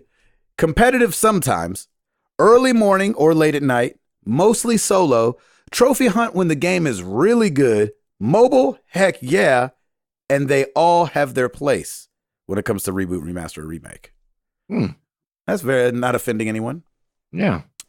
Warren Skinner, only with friends playing fighting games, was raised in a house where I had a constant goal of finally beating my brother in them. Got him in most 2D fighters. He still has me in the 3D ones. Afternoon is prime time for me. Ooh, the afternoon. That'd be nice. Friends. Oh, indeed, 41 plats deep. Count slowed down a tiny bit when I got married. Haha. Right. Not really when it comes to mobile gaming. I like the remaster remakes where they make the same exact game, just build from the ground up using new tech and methods, like Chris was mentioning with Shadow of the Colossus. Right. Yay. Chris Tripp. Try not to be competitive. All the times I work shifts, so it changes. He likes gaming morning, daytime, or nighttime. Play solo, or I play with my dad. Oh, cool. Hey, that's awesome. That just hurt my childhood. I look at them when it comes to the trophy and achievements. I look them over. If I get them easily, I'll get them. That was kind of me with the Glinty things in Uncharted 4. If they were in the way, I was like, ooh, hello, Glinty thing. Yes, come here. Doesn't really mobile game, and he prefers reboots. I like that. Again, you got to go read these answers. There's so many of them. It's awesome. Yeah. A lot of fun to read. Yes. Eric Thompson just put a YouTube clip of Nighttime remastered version on there. So that's nice. We know when he likes. Thank you guys so much for the answers. You know where to find us. Facebook.com/Married to the Games, Twitter.com/MTTGcast. Of course, marriedtothegames.com. Come check out the shop. Get you a mug. If you know what I'm saying? Like a mug. Right. Get your mug. Get your mug on. Like Ed said, youtube.com/married to the. Oh, no, you didn't say that yet. Doggone it, I skipped you. Like Ed is about to say, youtube.com/married to the games. And now on Patreon, patreon.com/MTTG. Hey, Ed. Yeah. Poor Ed. Jeez Louise. What's going on the YouTube channel? I can't wait to see what Chris skips about me next week. I know. Seriously. We're 2 for 2. I know. No respect. No respect. You're like Rodney Dangerfield up in here. I get no respect. Well, new on YouTube, we've got Morning Crew playing Far Cry 5 parts 3 through 7, so you can enjoy that. And I love before we left, I was doing some work for Sarah, and I hopped on there and just had it playing in the background while I worked. It was nice to hang out with my buddy. I was about to say, it feels like you're hanging out. It does. Was it soothing? Was it? Did I lull you to sleep? Was it soothing? Only twice, so it was all right. Only Looking at the awesome. top 10 YouTube videos combining average watch time and views for the week of April 10th through the 16th. Number 10, Hue Part 9, Mountains. Number 9, Drawful 2. Number 8, Watch Dogs 2 Part 6, Bottom Dollar Complete. Number 7, Hue Part 4, Pink. Number 6, Ori and the Blind Forest Part 14, Thornfelt Swamp. Number 5, Gabe and Chris react to The Last of Us Part 2. Number 4, Watch Dogs 2 Part 48, Ghost Signals. Number 3, Hue Part 10, University. Number 2, Hue Part 11, Ending. Number 1, Watch Dogs 2 Part 19, Please Open Me Up Out of My Saran Wrap, Gabe. I know, right? Seriously. I'm guessing that's paint job. Those flip back and forth all the time, Hue and all the Watch time. Dogs. I know, right? Yep. That's hilarious. Router. You don't know what to say now, do you? Yes. Yeah, he's like, where do I go from here? Oh, by the way, Gabe, Rumors was done by Timex Social Club. There you have that. Wow. There it is. Good job. It was a good song. Tim? Rate us on iTunes so we can paint this happy little cloud over here. There you go. From all of us here, I'd like to wish you happy painting and God bless you, my friend. Hey, keep those brushes clean. Right. Yes, and keep those brushes clean. I have a little bit more of this bliss. Well, let's get into some questions.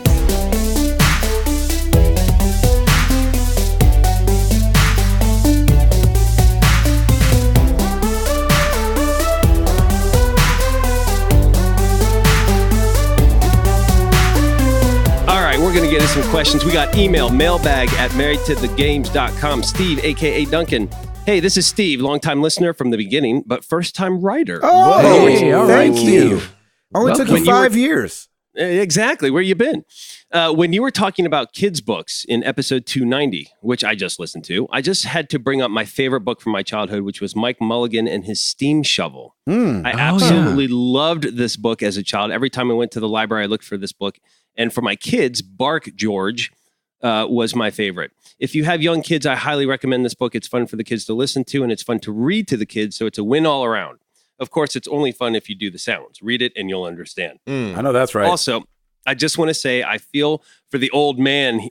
For the old man here, I grew up playing games in arcades, and now I'm grown with my own adult kids, 22, 20, and 16. Wow! So it's nice to have a podcast to listen to with quote older podcasters like myself. There you go. And just for the record, physical media all the way. Thanks. Nice. Thanks for the podcast. Man, that's awesome, Steve. Thank you for that. We appreciate it. Thank you so much for listening this whole time. Great to hear from you. Yeah, I had to give you some love. All right, I'm about to give Jeff Swan a ton of love. He wrote a novel of an email, but he's our boy, so we're going to do this. So let's strapping in. Strap in. Here we go. Hey, friends, looking forward to 300. Any plans yet? I have a launch PS4 and have been thinking about a Pro recently and noticed something. Curious if you've ever thought the same. While playing Ni no Kuni 2 recently, I noticed it absolutely chugged and had consistent, very noticeable frame rate issues, something I usually don't care much about. Which was odd because it doesn't do much that the original on PS3 didn't, and the original ran like a dream. Yeah, it did. I noticed in a review that it runs great on the Pro despite not really adding much visually. The more I thought about it, the more I realized that most recent games carry a reviewer caveat like locked at 60 FPS on at PS4 Pro. I rarely care about or notice frame rate issues unless they are severe, yet I'm starting to see it more and more. Obviously, companies are optimizing for the highest end hardware, but the 60 million plus PS4s are starting to seem like they aren't getting the attention they should, to the point that game performance is actually worse than it was before the mid-generation bump. And previously, games would only run better throughout a generation as developers learned more about how to work within the confines of a console's hardware, rather than the other way around. Destiny 1 ran great on all platforms, probably because it had to run on last gen as well, but nobody complained about the graphics from the original Destiny, yet Destiny 2 introduces frame rate issues if you're on a launch PS4. For all of the push to jump to 4K or 60 FPS or anything else, the mid-generation bumps promise. I still see nearly every game on the PS4 Pro, Shadow of the Colossus, God of War, Shadow of War, War of War, requiring gamers to pick a performance versus quality option. Doesn't that seem a little backwards? Like maybe the Pro's hardware isn't as powerful as it should have been.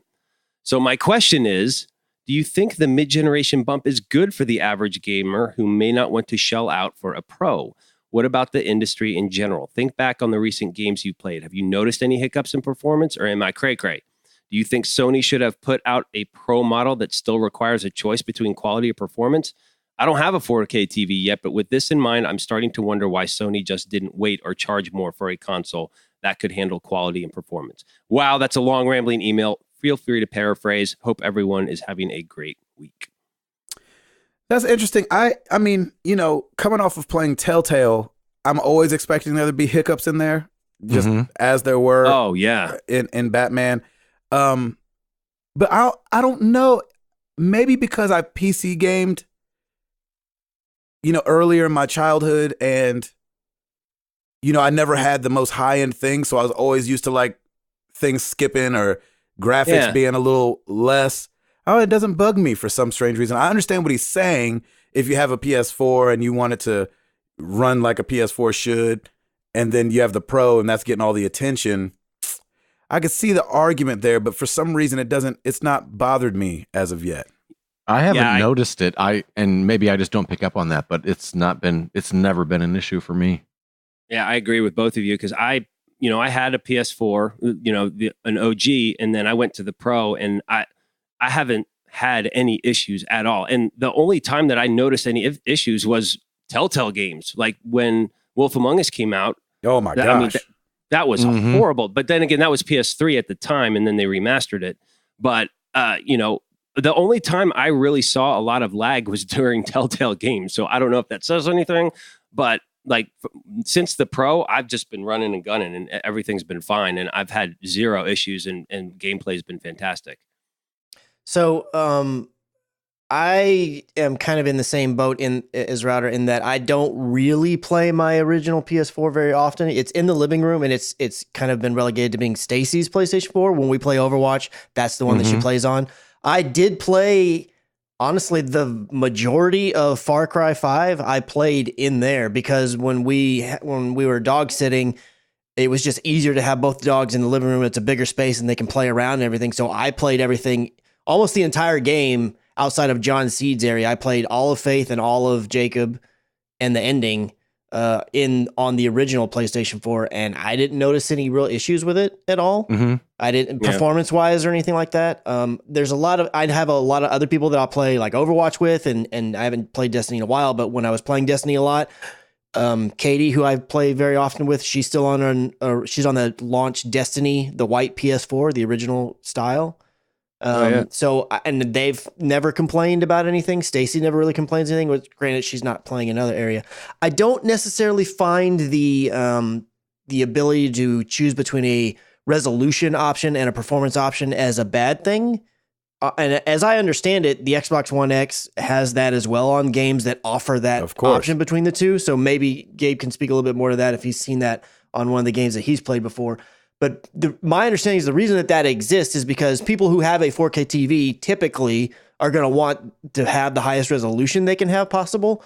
But for people who are playing on 1080p, because that's not going to be a benefit they can have, it's like, well, what benefit can I have? And they're like, oh, well, we can give you one that either bumps up the frame rate or makes it more solid frame rate, because some games have an uncapped frame rate, which means the frame rate can go wherever the heck that it wants. There are a lot of people who don't like that, so they like having an option to lock it down. To me, I don't mind an uncapped frame rate, and I'm one of those people that even though I do have a 4K TV and I'm playing my Pro on a 4K TV now, I tend to still prefer the performance option because I like frame rate better than resolution. And I can't I can see that there's a difference when you're really paying close attention, but when you're playing the game and you're in the heat of battle and all this kind of stuff, honestly, I don't notice it. And I do video for a living. So I'm looking at video and pixel and high pixel count stuff all the time. So yes, I can notice the difference, but to me, when it comes to video games, frame rate is a bigger deal. And when it comes to like, okay, is it a good idea for both Sony and Microsoft to some extent to be doing these half-step, mid-generation refreshes? And when it first came out that they were both going to be doing these, I was all about it. I was like, yeah, man, let's do it. And I'm still kind of in that camp, but now that I've owned one version of it, I don't have both of them. I'm kind of like, well, it's clear that Microsoft approached this in a better manner. And, the Xbox One X is significantly more powerful than the PlayStation 4 Pro. And it can do a lot of the games on the Xbox side can run at a native 4K. Even some third-party games can run at a native 4K, whereas the PlayStation 4 is not quite 4K resolution, and they're using like checkerboarding or whatever other areas to get up to that area. But when you watch like a breakdown on it, because I'm a nerd about this kind of stuff and I like to watch it. But when you watch a breakdown video, typically the resolution differences you can't really tell. It's more about the ambient occlusion and the lighting effects and and particle effects and stuff, which absolutely adds to gaming. So I'm not trying to knock that as though that's not important. It does. It adds to gaming. But to me, the one thing that I'm like, well, honestly, so I don't own an Xbox One X, but I would totally get one. Oh, I would recommend it over the PS4, especially in the sense that if their games were every game that came out, let's say every third-party game, Far Cry 5 was like, okay, we are locked 60 frames on the Xbox One X, but we're 30 on the PlayStation 4 Pro. I would be like, oh my gosh, that's a huge disadvantage for the or advantage if you want to look at the other way for the Xbox One X. But that's not really the case. Frame rates are pretty much being locked to the same on both. It's just the resolution difference. And I don't feel like that's really that big of a deal. So if you have a 4K TV, I think it's worth it so you can get a game that's native or a higher resolution than 1080p. But I just don't. it's hard for me to say that they're a bad idea, and it's hard for me to say that they're the best idea. Part of me kind of feels like, hey, I would want to just have the traditional every 5 to 7 years, just get a hardware bump. And I kind of like that idea.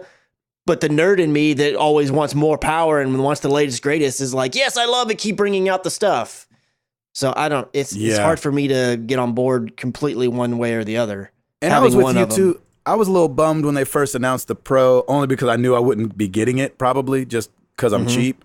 And I feel like I'm still getting the games, and saying, I didn't have a 4K television, still don't, and so I knew I wouldn't be getting the most out of it.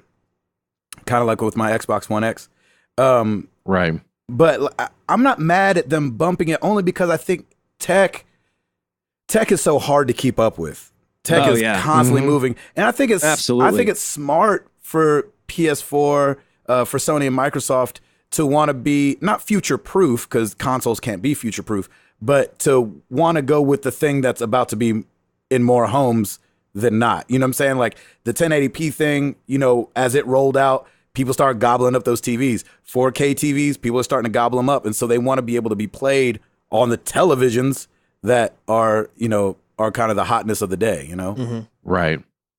And the PS4 Pro, even though it's not as powerful as the Xbox One X, it's really still not much of a slouch. Like they just came out, IGN's doing their IGN First right now, and they have IGN First, and the game that they're doing it on right now is Detroit Become Human. And that game, it's locked at 30 frames per second, but it's running at a native 4K on the PS4 Pro. So, I mean, it's definitely like you're not going to be able to do that on the PS4. So for people who have a 4K TV, and granted, it doesn't do that on as many games as the Xbox One X does, but the people who have a 4K TV and have one of those two consoles are getting that as an advantage if that's something that you're interested in. So I don't have a problem necessarily with them offering it to people, but I've also seen comparison videos showing the graphics comparison of the PS4 Pro and the PlayStation for God of War, and they really don't look that much different. I mean, so I feel like people on the regular OG PlayStation, outside of maybe a few more frame rate dips than normal, and even Digital Foundry found that it's pretty well locked, you're getting good performance. I don't feel like the PS4 people are getting like the shaft. The short end of the stick. Yeah, I really, especially when it comes to first party stuff. Third party stuff, it's a little bit more of a Wild West over there. Yeah, because they're having to develop for so many more things. But on first party stuff, I feel like Sony's making sure that they're taking care of you, whichever version you go with. Right. So, I don't know. Nice. Man, that's really good discussion. Jeff, thank you for that. Jeff. Thanks for the observation. It was fantastic. We'll move on to Discord. Calm Fury. How did you explain to your wives that you'll be playing God of War all weekend and will therefore be unavailable for family activities? Trust me, I've been thinking about it the last 3 days. Like, how do I say I'm gonna be upstairs gaming a lot this week? Exactly. That's funny. Yeah, it said asking for a friend. I'm sure you are. I just told Stacey, like, I'm recording it for the channel. I got an obligation. I know. I kind of got to. That's how I'm getting out. That's right. It. Yeah, that's right.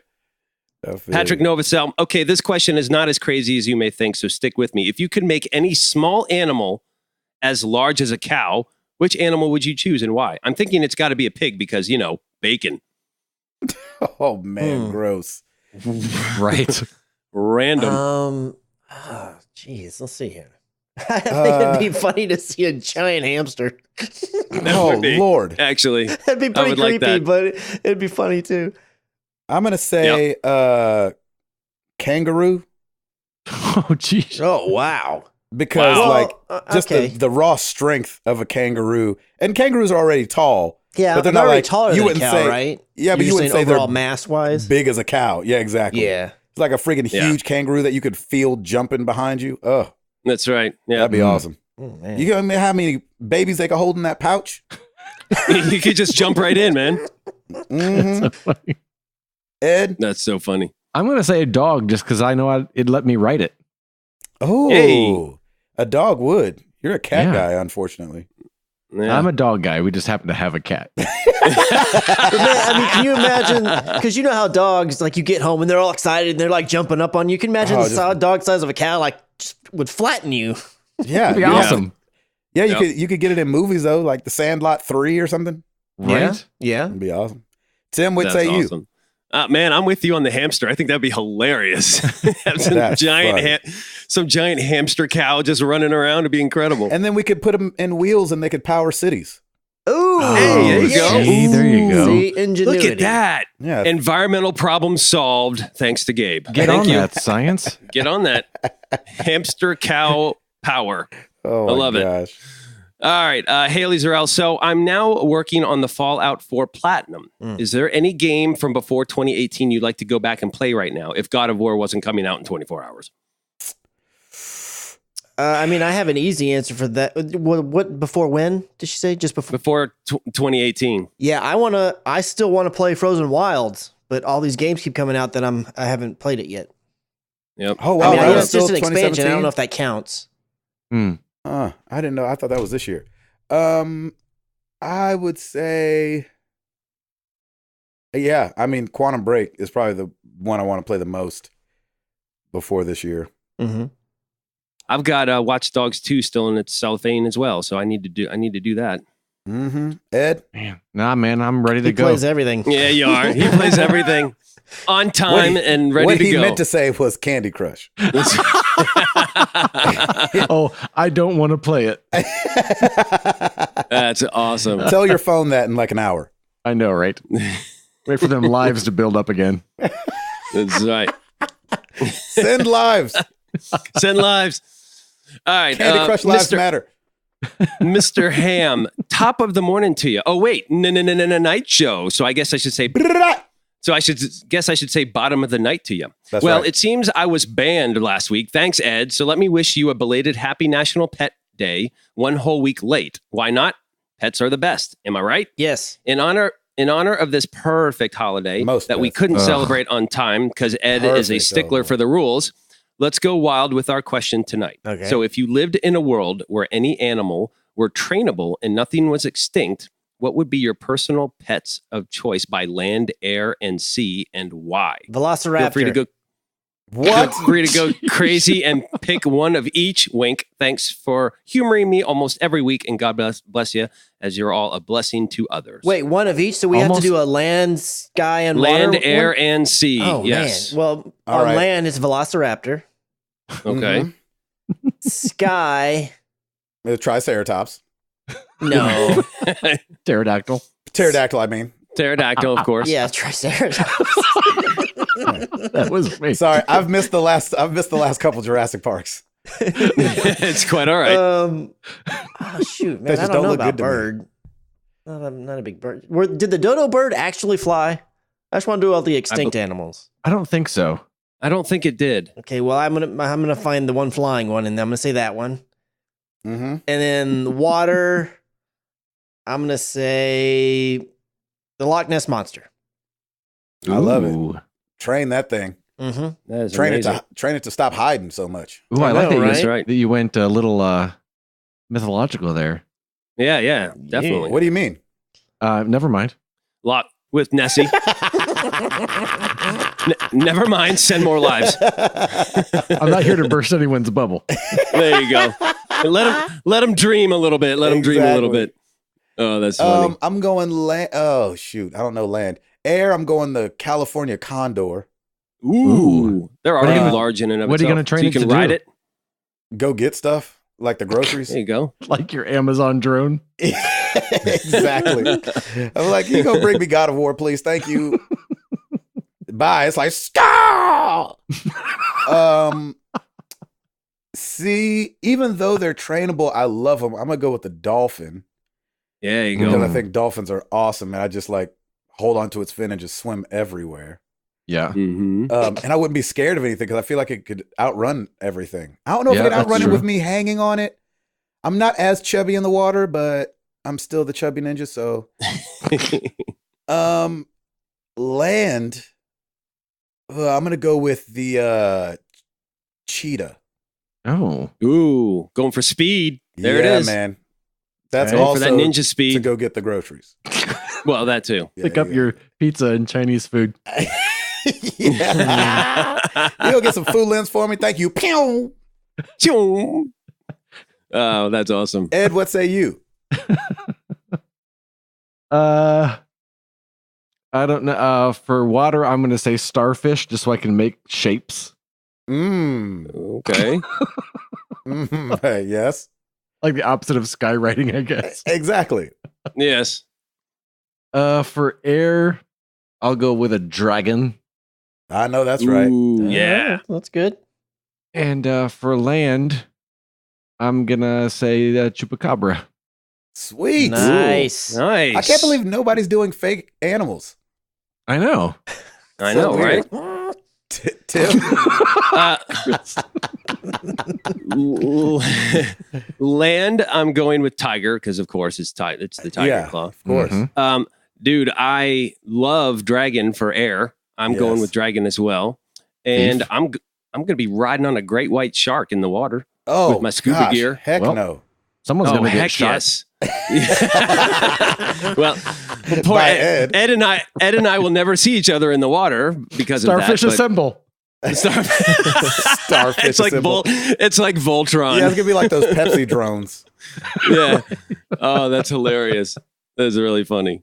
I like it. That's a great so question. I think those are my choices. Yep. That's a good one. Bad Gamer Elite. I was watching Finding Nemo, followed by Animaniacs the other day, and thought, which of the two most annoying birds would I choose to save? So I posed to you, seagulls or pigeons? Man, it's like the animal edition Yeah, today. what What's the going heck? on? I don't know about the pigeons on Animaniacs. Yeah, when he said Animaniacs, I thought you were going to say the chicken boo. Aren't they the New York pigeons that are like on a line and they have like a New York accent and they just kind of comment. They comment on everything. Isn't that it? I've not seen Animaniacs. I'm not sure. What? Yeah, that's the. Wow. I still want to say it's not one of the choices, but I like Chicken Boo. I want to do Chicken Boo. Chicken Oh, there Boo. you go. Yeah, he was on What's Animaniacs as well. Oh, he was? The big chicken that Oh. wears a disguise to look like human guys, but you're not a man. You're a Chicken Boo. You don't remember? I do No, remember because that. I haven't seen Animaniacs. Ed, I cannot believe that humor would have been right up your Yeah, alley. it really would. I know it. Yeah, I've Animaniacs seen was clips, perfect. And Pinky and the Brain? You're right. It Oh. would have been. Oh, Ed, you might. There's some. They have to be I streaming. think somewhere. they're on like Amazon Prime or something. They were pretty much made for adults. They just were cartoons. Yeah, because I know that Spielberg had a hand in them producing. I think. That's amazing. No. So We'll it was find out where the it is. pigeons or the seagulls. It would be seagulls or pigeons. I saved the pigeons. Mine. Yeah, I'd say the pigeons, even though I don't know them. Yep. Yeah, I like the pigeons too. Yeah, I'll go Yeah. pigeons. Nice. Cool. All right. Here we go. Man, Facebook, Matthew Serta. You are in the woods. You encounter a raging bear along the trail. What in the world is going on? I don't know what is going on. Are we being punked? I Yeah, I we're think we animal are. punked right now. Oh, We're okay. being punked by PETA. Exactly. They're like, you better not say nothing negative about none of these animals. That's right. All right. You're in the woods. You encounter a raging bear along the trail. What weapon do you have to defend yourself? It cannot be mechanical, like a gun, or a sharp-bladed weapon. Oh my gosh. My fists. Lightsaber. What the heck? My fists. Your fists to get My fists and my wit. Yeah. Good. And we never saw Ed again. And Ed was no more. Oh, poor Ed. I guess the chupacabra. You're beating a raging bear over the head with a chupacabra. No, I'm just hey, go get him, and then I just run in the opposite there you Well, direction. then if we're sticking with that, I'm getting that dragon while he's Yeah, chilling me out. too. Yeah. I was just Hey. gonna say, way to go, Chris. Light this I'm getting bear on that dragon, fire. man. Fire him up. Let's go. We're having bear tonight on the grill. We're having bear tonight. Oh my Yep. gosh. Yeah, if Jungle Yeah. Book was true, I just need a flaming torch, I guess, or something like that. There you go. There you go. Wave it around. Yeah. All right. Well, yeah. We'll leave that as it may.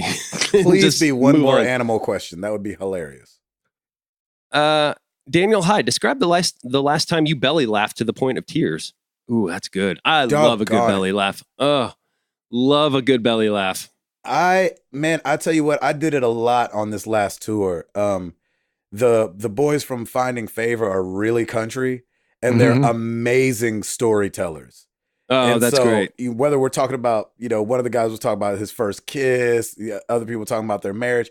I mean, we laughed so hard on Toby's Bus because almost every night, the Finding Favor guys, Ryan Stevenson and Sammy, who I've talked about a bunch on the podcast, would all come to our bus. And I mean, we just would laugh until the buses had to leave. And those guys, Blake especially, the lead singer, he is so good at telling jokes and telling stories. And so I belly laughed a lot on this last tour. Nice. Tim? Oh boy. Man, I don't remember.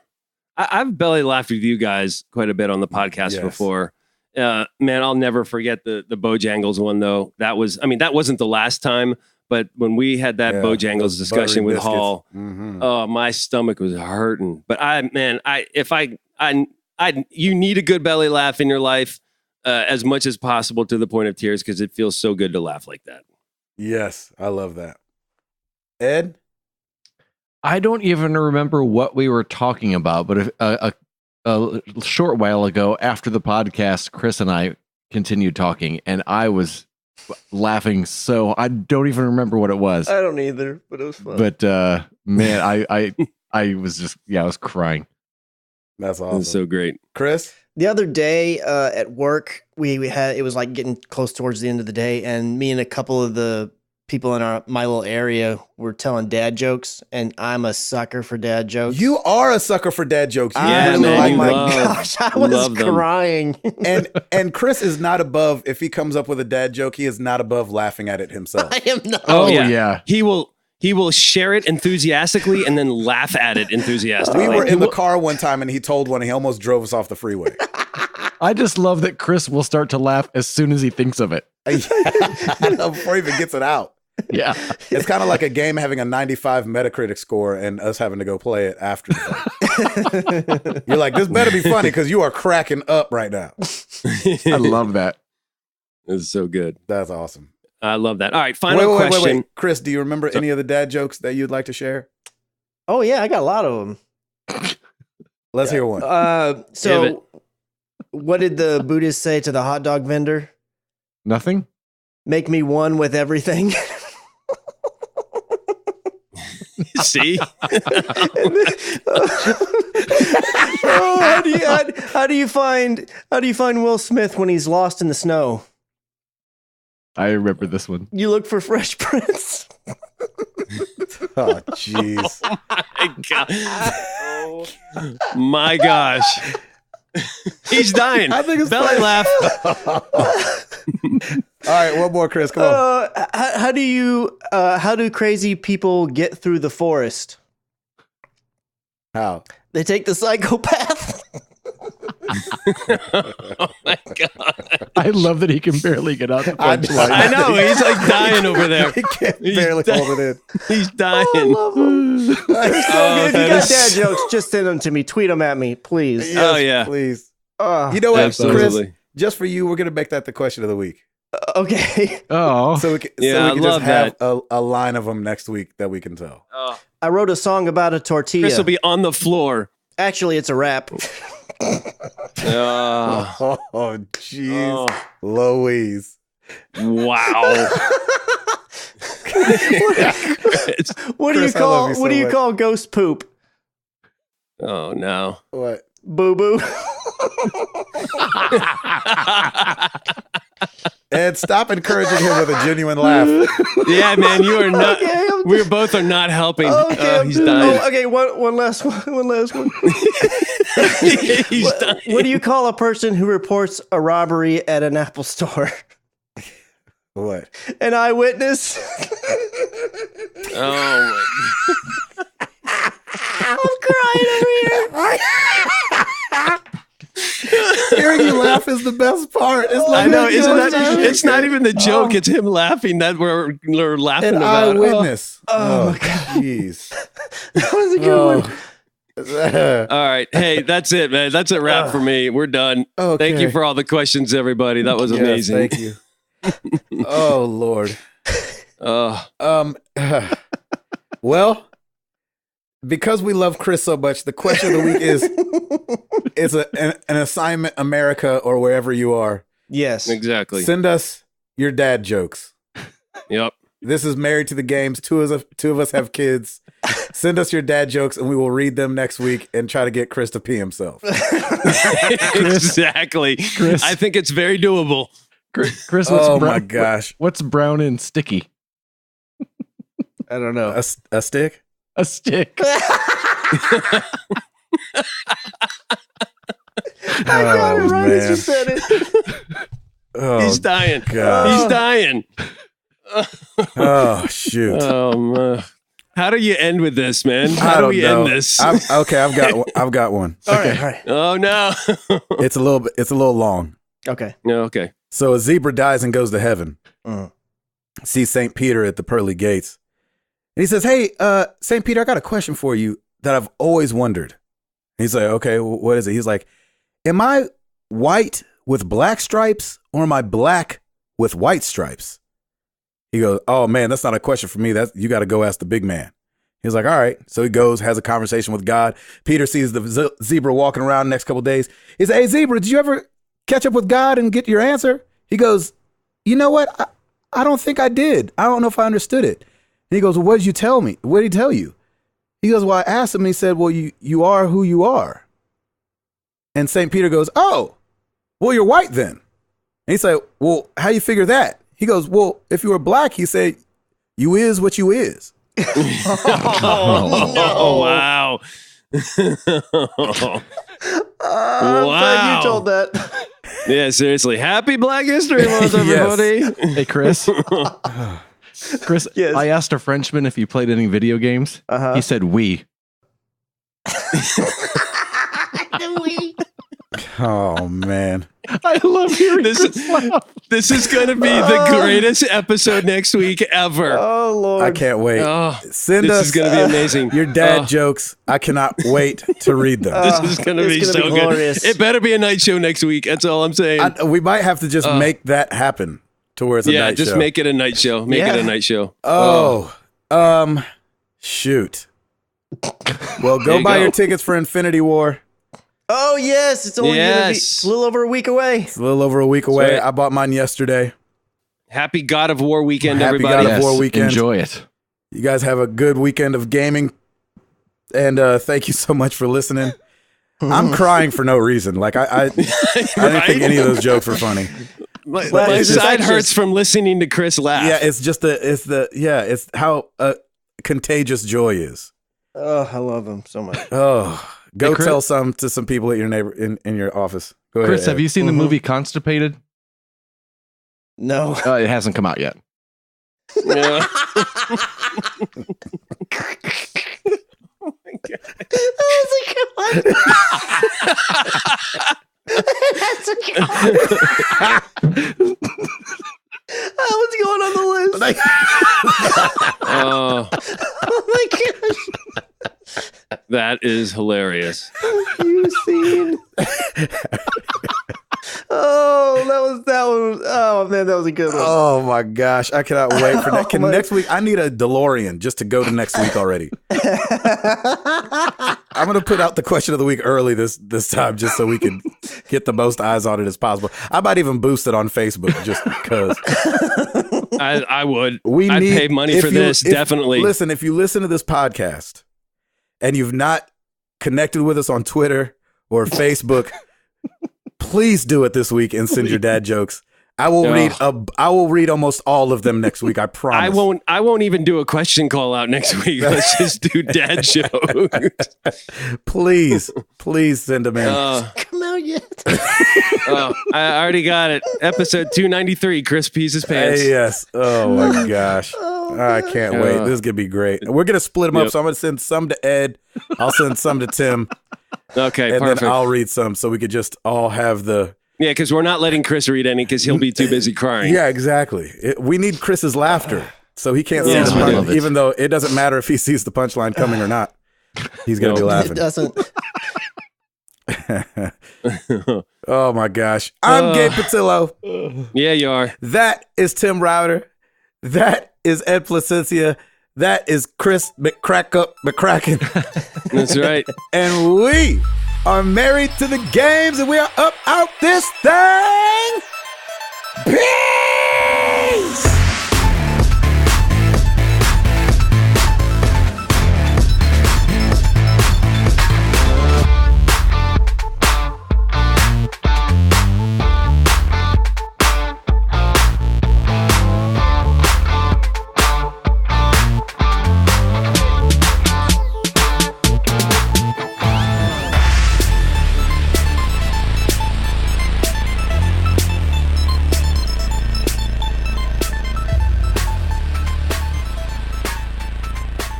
So wait, tell it to me one more time. I want to make sure I have this right.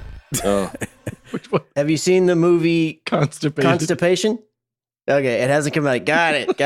Oh, that one was good. Oh, I love that you, one's Chris. so good.